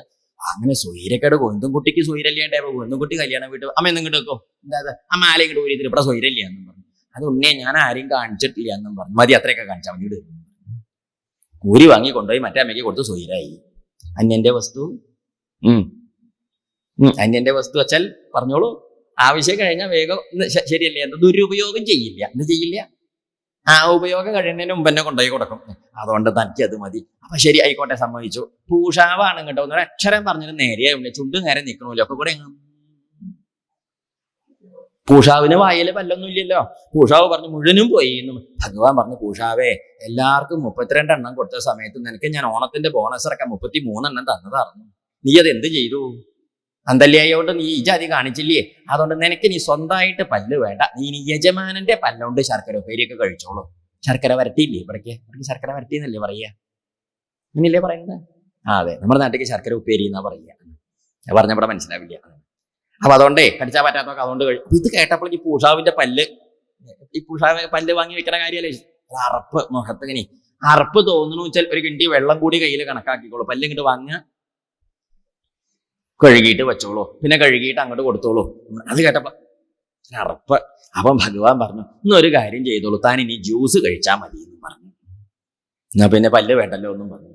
ജ്യൂസ് എന്നൊരു വാക്ക് ഭാഗവതത്തിൽ ഇല്ല കേട്ടോ. അപ്പൊ വാക്ക് എന്താണെന്നറിയോ? പിഷ്ടഭുക്ക്. എന്താ വാക്ക്? പിഷ്ടഭുക്ക്. പിഷ്ടഭുക്ക് എന്ന് പറഞ്ഞ അർത്ഥം എന്താ? അതിന്റെ അർത്ഥം പറഞ്ഞ് നേരെ വിളിച്ചവനേക്കാൾ നല്ലത് എന്താണ്? കാര്യം പറഞ്ഞു. ജ്യൂസ് തന്നെ പിഷ്ടം എന്ന് പറഞ്ഞാൽ അരച്ചതാണേ. അതിനിപ്പോ ജ്യൂസ് വേറെ എന്താ? അപ്പൊ കൂടെ അരച്ച് കലക്കിയതല്ലേ? അതന്നെ. അപ്പൊ അതാവുമ്പോ ദഹനക്കേടും ഉണ്ടാവില്ല. അങ്ങനെ ഇവരുടെയൊക്കെ കാര്യം. അപ്പോഴാണ് നമ്മുടെ ഈ ദക്ഷന്തല്ലോ, ദക്ഷനാണ് ഇവർക്ക് ഇപ്പൊ തലേമ്പിലുള്ളതാ പോയത്. താടിയും പല്ലും കണ്ണും ഒക്കെ തലേമ്പിലിരിക്കുന്ന എക്സ്ട്രാ ഫിറ്റിങ്സാ. ദക്ഷനാണെങ്കിൽ തലേന്നെ പോയി കേൾക്കണോ. അതുകൊണ്ട് മിണ്ടാനും പറയാനൊന്നും വയ്യേ. അത് വക്കീലിനെ ഇട്ടാണ് ആര് വന്നത്? ദക്ഷൻ വന്നത്. ബ്രഹ്മാവാണ് വക്കീല്. ബ്രഹ്മാവ് ദക്ഷനെ പിടിച്ച് ഉന്തി മുമ്പിലേക്ക് അങ്ങോട്ട് വെച്ചു. ദക്ഷനാണെങ്കിൽ എങ്ങനെ നിർത്തിയാലും എങ്ങനെ നിർത്തിയാലും ഒന്നുകിൽ ഇങ്ങനെ ഇല്ലെങ്കിൽ ഇങ്ങനെ നിൽക്കുള്ളൂ. എന്താ കാരണം? ഈ തലയില്ലെങ്കിലേ ദിക്ക് മനസ്സിലാവില്ല. എന്താണ്? തലയില്ലെങ്കിൽ ദിക്ക് മനസ്സിലാവില്ല. അപ്പൊ ദിക്ക് മനസ്സിലാവണില്ലെങ്കിൽ എന്ത് കൂട്ടണം? തലയില്ല. അത് കുറച്ച് കൂടി പോയില്ലേ? ശരിയല്ലേ പറയുന്നത്? നേരം പോക്ക് പറയുന്ന കൂട്ടരുതേ. പണ്ടൊന്നല്ല, ഒരിക്കലും വായനയ്ക്ക് പോയി. അപ്പൊ വൈകുന്നേരം മാഹാത്മ്യം നേരത്തെ തുടങ്ങിയതാണ്. അപ്പൊ സന്ധ്യോളായി കഴിഞ്ഞ അമ്പലത്തിൽ നിന്ന് താമസിക്കുന്നത് അടുത്ത് തന്നെയാണ്, തൊട്ടടുത്ത് തന്നെയാണ്. അങ്ങോട്ട് പോകുമ്പോൾ ഇത്തിരി ഇരുട്ടായി, നല്ലോണം ഇരുട്ടായി. വെളിച്ചൊക്കെ എല്ലാ ദിക്കിലും വിളക്കൊക്കെ കത്തിച്ചു തുടങ്ങി, ഈ ലൈറ്റൊക്കെ ഇട്ട് തുടങ്ങി. അപ്പൊ നമ്മുടെ അവിടുത്തെ ആ അമ്പലത്തിലെ അതിന്റെ ചുമതലയിലെ ആളെ തിരുമേനി വരൂ പറഞ്ഞ വഴി കൂടി അങ്ങോട്ട് കിടന്നു. അപ്പൊ അമ്പലം കിഴക്കോട്ടാന്നറിയാം, അമ്പലത്തിൽ നിന്നാണ് കിഴക്കോട്ടാന്ന് വെച്ചിട്ടുണ്ട്. അത് എങ്ങനെ പോയിട്ട് അദ്ദേഹം ഇങ്ങോട്ടൊന്ന് തിരിയണം, അങ്ങോട്ടൊന്നും ഇങ്ങോട്ട് 3 തിരിയല് കഴിഞ്ഞപ്പോൾ നമ്മുടെ വിവരം പോയി. ഈ ഇരുട്ടത്ത് നിശ്ചയില്ലാത്ത നാട്ടില് അങ്ങോട്ടും ഇങ്ങോട്ടും നോക്കിയാൽ മനസ്സിലാവാത്ത, പിന്നെ അമ്പലം കാണാണ്ടേ, നാടെ എവിടെയാ അമ്പലം എവിടെയാന്നൊന്നും കാണാണ്ടേ. അപ്പൊ 2 പറമ്പ് കഴിഞ്ഞപ്പോഴേ പിന്നെ ഒന്ന് അങ്ങോട്ടും ഇങ്ങോട്ടും 2-3 തവണ തിരിഞ്ഞപ്പം ദിക്കൊക്കെ കയ്യിന്ന് പോയി. അപ്പൊ ആ താമസിക്കുന്ന കുടുംബത്തെത്തി കുളി കഴിഞ്ഞു, സന്ധ്യാവന്തരം ജപിക്കാനായിട്ട് പടിഞ്ഞാട്ട് തിരിയാൻ നോക്കിയപ്പോ പടിഞ്ഞാറ് ഏതാണെന്ന് മനസ്സിലാവുന്നില്ല. ആ കുടുംബത്തെ അച്ഛൻ എല്ലാവരും അമ്പലത്തിലെന്നാ തോന്നണേ. അവിടെ ആരും ചോദിക്കാനും വിവരമുള്ളവരാരുമില്ല. അപ്പൊ ഒരു ചെറുപ്പക്കാരൻ്റെ 10-20-22 വയസ്സിൽ ചെറുപ്പക്കാരൻ പയ്യൻ അതി അങ്ങോട്ട് പോയി ആ ഉണ്ണിയോട് ചോദിച്ചു, ഉണ്ണിയെ ഇവിടെ പടിഞ്ഞാറ് ഏതാന്ന് ചോദിച്ചു. അപ്പൊ ആ ഉണ്ണി പറഞ്ഞു, തിരുമേനി ഇന്നലെ ഇവിടെ ഇരുന്നു എന്നും പറഞ്ഞു. പിന്നെ നമ്മൾ 7 ദിവസം പോരുന്നവർ അതിനോടൊന്നും ചോദിച്ചിട്ടില്ല. കുട്ടികളുടെ വിവരാണേ. നേരം പോക്ക് പറയുന്ന കൂടെ ഒന്നും കൂടി ധരിച്ചോളൂ. പണ്ട് ഈ 10ാം ക്ലാസ്സിൽ എല്ലാറ്റിലും A+ കിട്ടിയ കുട്ടിയില്ലേ? എല്ലാറ്റിലും A+ അങ്ങനെ കേട്ടിട്ടില്ലേ? A+ കിട്ടുക പറഞ്ഞാൽ മഹാകേമാവുക. എല്ലാറ്റിലും മഹാകേമം കിട്ടിയ കുട്ടിയാ ആൺകുട്ടിക്കനാണേ. അപ്പൊ അതിനെന്തെങ്കിലും സമ്മാനം നമ്മൾ അങ്ങനെയുള്ള കുട്ടികൾക്ക് ഒരു സന്തോഷമല്ലേ, എന്തെങ്കിലുമൊക്കെ കൊടുക്കാൻ പതിവില്ലേ? അപ്പൊ ഇതിനൊരു സാധനം, ചെറിയ സാധനം, പുസ്തകം കൊടുക്കാൻ നിരീക്ഷിച്ചു. വലിയ ഗെയിമൊന്നും അല്ലെങ്കിലും അങ്ങനെയൊക്കെ ഉണ്ടല്ലോ. അപ്പൊ അത് കൊടുക്കാനായിട്ട് എന്ത് ചെയ്തു? ഇതിനോട് അങ്ങടെ കൈ, ഉണ്ണിയെ ഇതൊക്കെ കയ്യെ നീട്ടു, ഇതങ്ങടെ എന്ത് വാങ്ങിക്കോളൂ എന്നും പറയും. അപ്പൊ ഇത് കയ്യെ ഇങ്ങടെ നീട്ടുക എന്ന് പറഞ്ഞപ്പം ഇത് ഇങ്ങനെ കയ്യെ ഇങ്ങോട്ട് വലത്തെ കയ്യേ ഇതിങ്ങനെ 2 കയ്യും നീട്ടണുണ്ടോ? ഏതാവ നിശയാണ്. വലത്തെ കയ്യേ ഒടുക്കാൻ പറഞ്ഞ ഊണഴിക്കണ കയ്യേ എന്നത് ആദ്യം പറഞ്ഞ പോരെ. അപ്പൊ ഈ വലത്തെ കൈക്ക് ആ കുട്ടി പഠിച്ച പേര് ഊണഴിക്കണ കയ്യേ എന്നാണ്. മറ്റേ കൈക്ക് എന്താണാവോ പഠിച്ചത്? മനസ്സിലാവല്ലേ പറയണത്? അപ്പം 10ാം ക്ലാസ്സിൽ എല്ലാറ്റിലും A+ കിട്ടിയെന്ന് പറഞ്ഞാൽ പൊട്ടനാവില്ലല്ലോ, വിവരമില്ലാത്തതാവില്ലല്ലോ, കഥയില്ലാത്തതാ. നല്ല വിവരം ഉള്ളതുകൊണ്ടല്ലേ അതിന് ഇത്രയൊക്കെ കിട്ടിയിട്ട് അത് ഒന്നാമത് എത്തിയത് വിചാരി മാർക്കൊക്കെ വാങ്ങിയിട്ട്, ശരിയല്ലേ ഇത്? പക്ഷെ നല്ല വിവരം എല്ലാറ്റിലും മിടുമിടുക്കായിട്ടുണ്ടെങ്കിലും ഇടത്തും വലത്തും എന്താന്ന് വെച്ചുള്ള വിവരം പറഞ്ഞോളൂ, അതില്ല. ഇടത്തേതാ വലത്തേതാന്നുള്ള വിവരം ഇല്ല. അതല്ലാത്ത സയൻസും കണക്കൊക്കെ നല്ലോണം നിശ്ചയുണ്ട്. ഇരിക്കട്ടെ. ഒരിക്കലും എന്താണ്ടായി വെച്ചാലേ അമ്പലത്തിലേ തൊഴാൻ 2 കുട്ടികൾ വന്നു. ഒരു കുട്ടിക്ക് ഒരു 10 വയസ്സൊക്കെ ഉള്ളൊരു കുട്ടി, ഒരു വലിയ കുട്ടി. അതിന്റെ താഴെ ഒരു 7-8-9 വയസ്സുള്ളൊരു ഉണ്ണിയുണ്ട്. ഏട്ടനനിയനാണെന്ന് വെച്ചാൽ അങ്ങനെ വന്നത്. അപ്പൊ ഞാൻ മൂത്ത കുട്ടി പറഞ്ഞു, തിരുമേനി ഇന്ന് എന്റെ പിറന്നാളാണ്, ഒരു പുഷ്പാഞ്ജലി കഴിക്കണേ. ഔവ കഴിക്കാലോ, എന്താ കുട്ടിയുടെ പേരെ ചോദിച്ചു. എന്റെ പേര് ജിഷ്ണു എന്നാണ്. എന്താ നക്ഷത്രം? ഭരണി എന്നാണ്. ഓ നന്നായി, ആയിക്കോട്ടെ, പെടന്നോളൂ കേട്ടോ. പൂജ കഴിഞ്ഞിട്ട് വരുമ്പോൾ പ്രസാദം പുഷ്പാഞ്ജലി തരാൻ പെടന്നോളൂ. അപ്പൊ നമ്മൾ അങ്ങോട്ട് ശ്രീലകത്തേക്ക് കയറാൻ നോക്കുമ്പോൾ ആ മറ്റേ കൂടെ വന്ന ഉണ്ണി ഉണ്ടല്ലോ താഴെയുള്ളത്, തിരുമേനിക്കും വേണം അജാതി ഒന്നും പറഞ്ഞു. അതിന് പുഷ്പാഞ്ജലി എന്ന് പറയാനൊന്നും അറിയില്ല. ഈ ജാതി പറഞ്ഞ അർത്ഥം എന്താ? ഏട്ടൻ ചോദിച്ച ജാതി ഒന്നും എനിക്കും വേണമെന്ന്. അപ്പൊ ആ ഉവ്വ് ആയിക്കോട്ടെ, ഇവിടെ നോളോ. എന്താ കുട്ടന്റെ പേരെന്താ ചോദിച്ചു. വിഷ്ണു ആണെന്നും പറഞ്ഞു. എന്താ നക്ഷത്രം ചോദിച്ചു. കുപ്പി എന്നും പറഞ്ഞു. മറ്റേത് ഭരണിയാണ്, അടപ്പുള്ള പാത്രം. ഇതിപ്പോ തുറന്ന പാത്രം ഉണ്ടാ. ഒന്നിന് ഭരണിയിലും മറ്റേന് കുപ്പിയിലും ഓരോ പുഷ്പാഞ്ജലി. ഇരിക്കട്ടെ, ഇനി വേറെ സംഗതി പറയട്ടോ. ഒരിക്കല് കോളേജിൽ പഠിപ്പിക്കുമ്പോഴേ ഒരിക്കലും ക്ലാസ്സിലെ കുട്ടികൾക്ക് ജ്യോതിഷം കുറച്ച് പഠിപ്പിക്കാനുണ്ടാകും.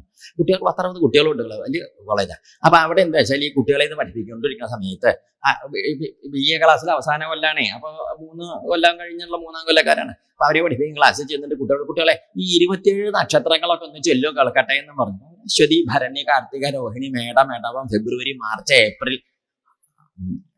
ഇത്രയൊക്കെ വിവരം ഉണ്ടെന്ന് മനസ്സിലായില്ല. എന്താ കാരണം?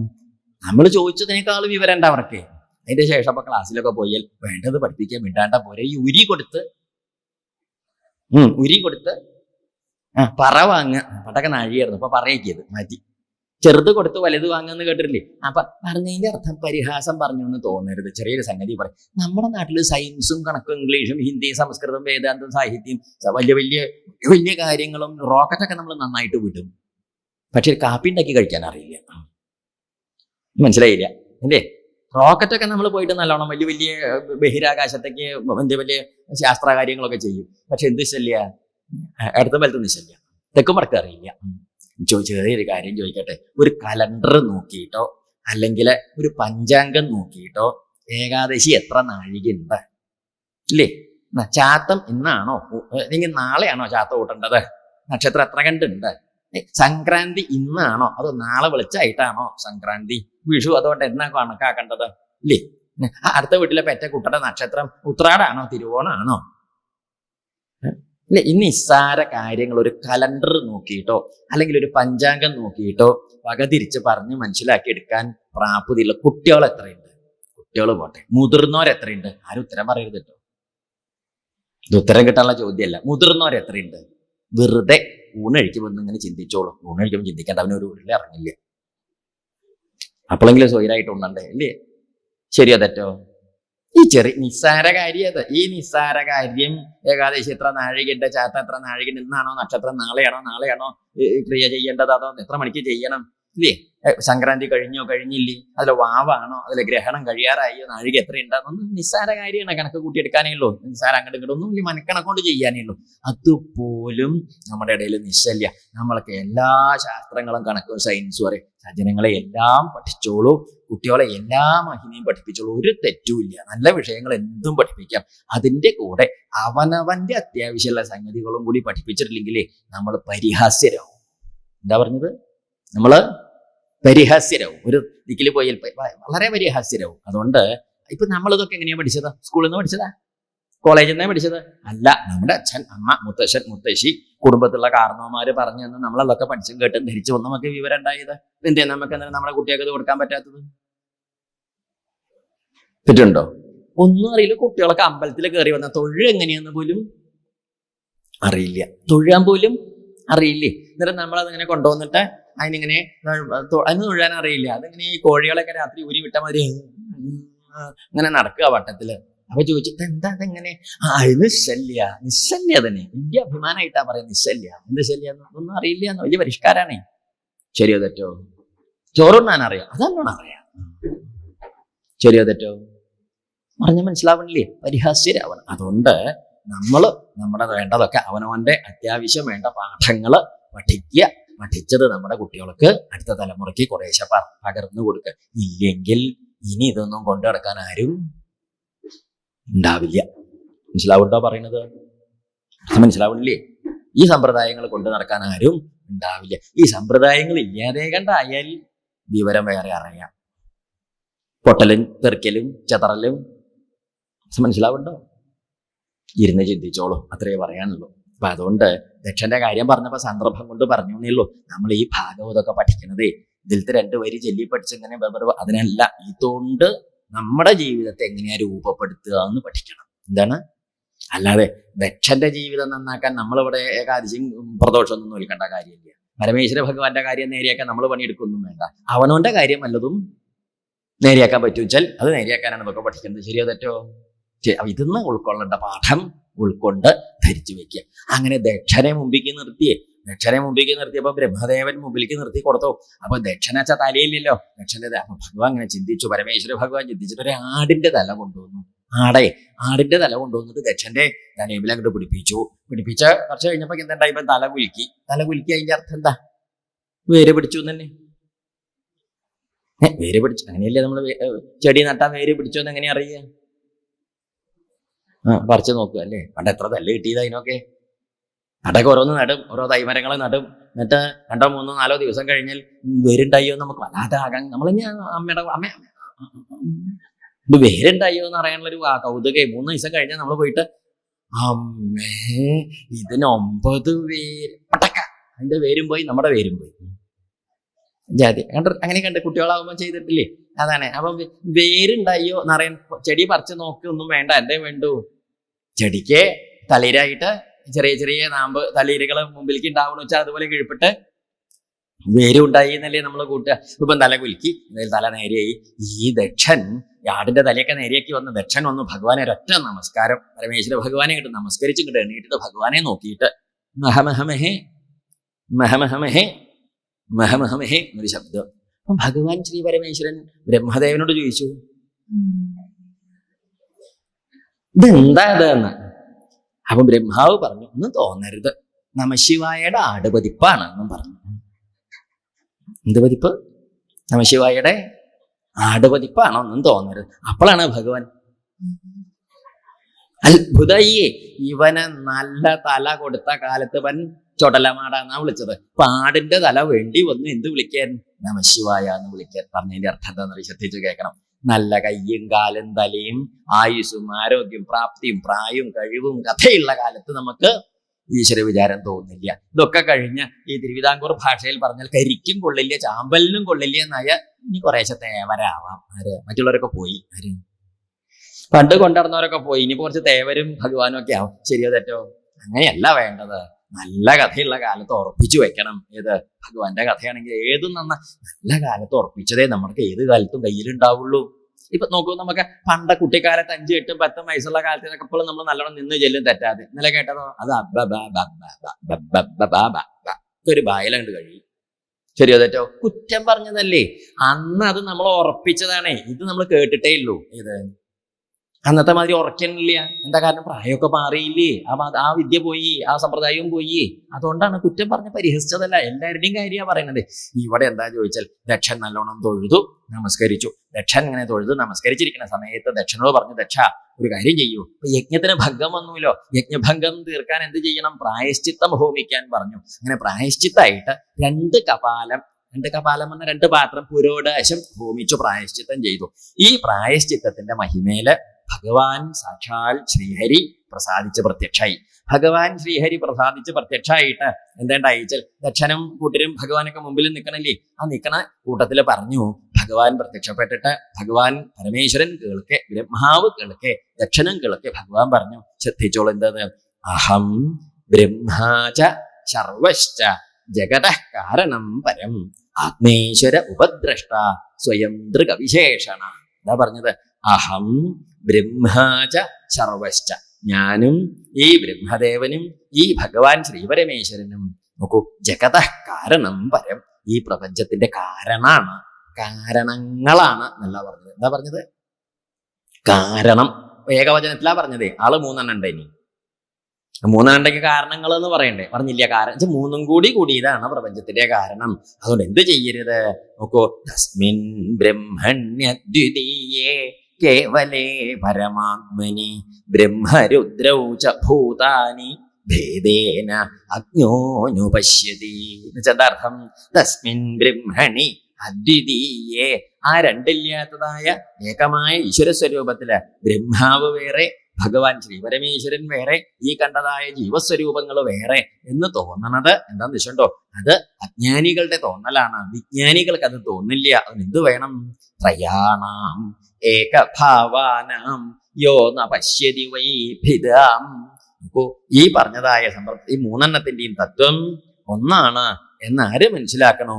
സർവഭൂതാത്മനാം ബ്രഹ്മൻ സശാന്തിം അധിഗച്ഛതി. അങ്ങനെ ഈ തത്വം, ഏകതത്വം മനസ്സിലാക്കിയ കൂട്ടര് ശാന്തിയെ പ്രാപിക്കണോന്നും പറഞ്ഞു. നോക്കൂ, എന്തപ്പ പറഞ്ഞത്? ഏകമായ തത്വമാണ് പലതായിട്ട് പ്രകാശിക്കുന്നത്. അതിൽ ഭിന്നബുദ്ധി കാണിക്കാൻ പാടില്ല എന്നല്ലേ പറഞ്ഞത്? ഇതന്നെയല്ലേ കുറച്ച് നേരത്തെ നമ്മൾ പറഞ്ഞത്? ഈ മൂന്ന് പേരുടെയും തത്വം ഒന്നാണ് അത്രി മഹർഷിയുടെ മുമ്പിൽ പറഞ്ഞു. ഈ ഒരേ കാര്യം എന്തിനാ പലതവണ പറയണത്? ഒരേ കാര്യമല്ലേ 2 തവണ പറഞ്ഞത്? എന്തിനാന്ന് വെച്ചിട്ടോ, ആദ്യം പറയണത് നമുക്ക് അറിയാനും, രണ്ടാമത് പറയണത് ഉറപ്പിക്കാൻ. സിദ്ധേ സത്യുപദേശോ നിയമായ. ഒരിക്കൽ പറഞ്ഞാൽ മനസ്സിലാവും എന്നുള്ളത് വീണ്ടും പറയുന്നത് ഉറപ്പിക്കാനാണ്. കല്യാണം ക്ഷണിക്കുമ്പോൾ അങ്ങനെയല്ലേ നമ്മൾ ക്ഷണിക്കുക? കുട്ടികളുടെ കല്യാണം, അതേ കുട്ടറെ കല്യാണമാണ് 18-ാം തീയതി, എല്ലാവരും വരണം കേട്ടോ. ആയിക്കോട്ടെ. അത് കഴിഞ്ഞിട്ട് പിന്നെ നാട്ടിലെല്ലാം നുണയും പറയും. പല ജാതി അത് ഇതൊക്കെ പറഞ്ഞതിന് ശേഷം ഒടുക്കം അതിൻ്റെ ഇടയ്ക്ക് അവൻ മറക്കണ്ട 18-ാം തീയതി ഇല്ല ഒക്കെ കഴിഞ്ഞ് പിന്നെയും കുറെ അത് ഇതൊക്കെ പറഞ്ഞിട്ട് പോകുമ്പോ എന്ത് പറയും? എന്നാ ശരി ഞാൻ പോണു, അപ്പൊ 18-ാം തീയതി മറക്കണ്ട. അപ്പൊ ഇതൊരിക്കൽ പറഞ്ഞതല്ലേ ഇയാൾ വന്നപ്പം പിന്നെ ഇതിനീ പോകുമ്പോൾ ഇടയ്ക്കിടയ്ക്ക് 18-ാം തീയതി ഇങ്ങനെ പറയുന്നത്. ആദ്യം പറഞ്ഞത് നമ്മൾ അറിയാനും, പിന്നെ പറയുന്നത് ഓർമ്മിച്ചുറപ്പിക്കാനും. അപ്പൊ അതുകൊണ്ട് ഇനി ഇങ്ങനെ അധികം പറയണ്ട, പിന്നെ അവർ വരാണ്ടേ പോകും വെറുപ്പിച്ചിട്ടേ. ശരി, ഇതൊക്കെ ഇതൊന്നും നമ്മൾ അറിഞ്ഞും കൊണ്ട് ചെയ്യണത്, അല്ലെങ്കിൽ ഇങ്ങനെ ഒരു സമ്പ്രദായം ഇല്ലേ? ഇതാണ് ആ കഥ. അപ്പൊ അതുകൊണ്ടാണ് സിദ്ധേ സത്യുപദേശവും നിയമായ. ഒരിക്കൽ പറഞ്ഞത് മനസ്സിലാക്കാൻ, രണ്ടാമത് പറഞ്ഞ് ഉറപ്പിക്കാൻ.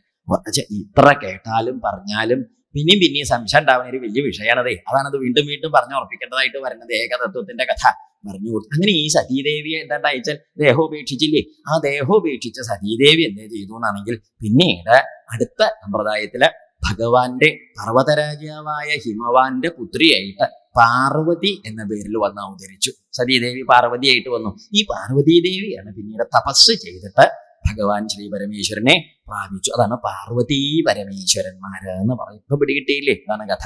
ഇപ്പൊ ഇവിടെ ചെറിയൊരു സംഗതി നമ്മൾ മനസ്സിലാക്കേണ്ടത്, ഈ ദക്ഷന്റെ തല പോയപ്പോ അവിടെ കഴുത്തിൽ ആടിന്റെ തല കൊണ്ടുപോയി വെച്ചു. എന്താ അങ്ങനെയൊക്കെ പറഞ്ഞതിന്റെ അർത്ഥം? ആടിന്റെ തലയൊക്കെ മനുഷ്യന്റെ കഴുത്തിൽ കൊണ്ടുപോയി വെച്ചാൽ നേരെയാവൂ? നേരെയാവൂ? ചിലർക്കൊക്കെ നേരെയാവുന്നൊക്കെ ഉണ്ട്. നേരെയാവോ? ആടിന്റെ തല കൊണ്ടുപോയിട്ട് മനുഷ്യന്റെ കഴുത്തിൽ വെച്ചാൽ അത് നേരെയാവില്ല. അത് കഥ തന്നെയാണ്. ആ പറഞ്ഞതിന്റെ ആശയം എന്താ?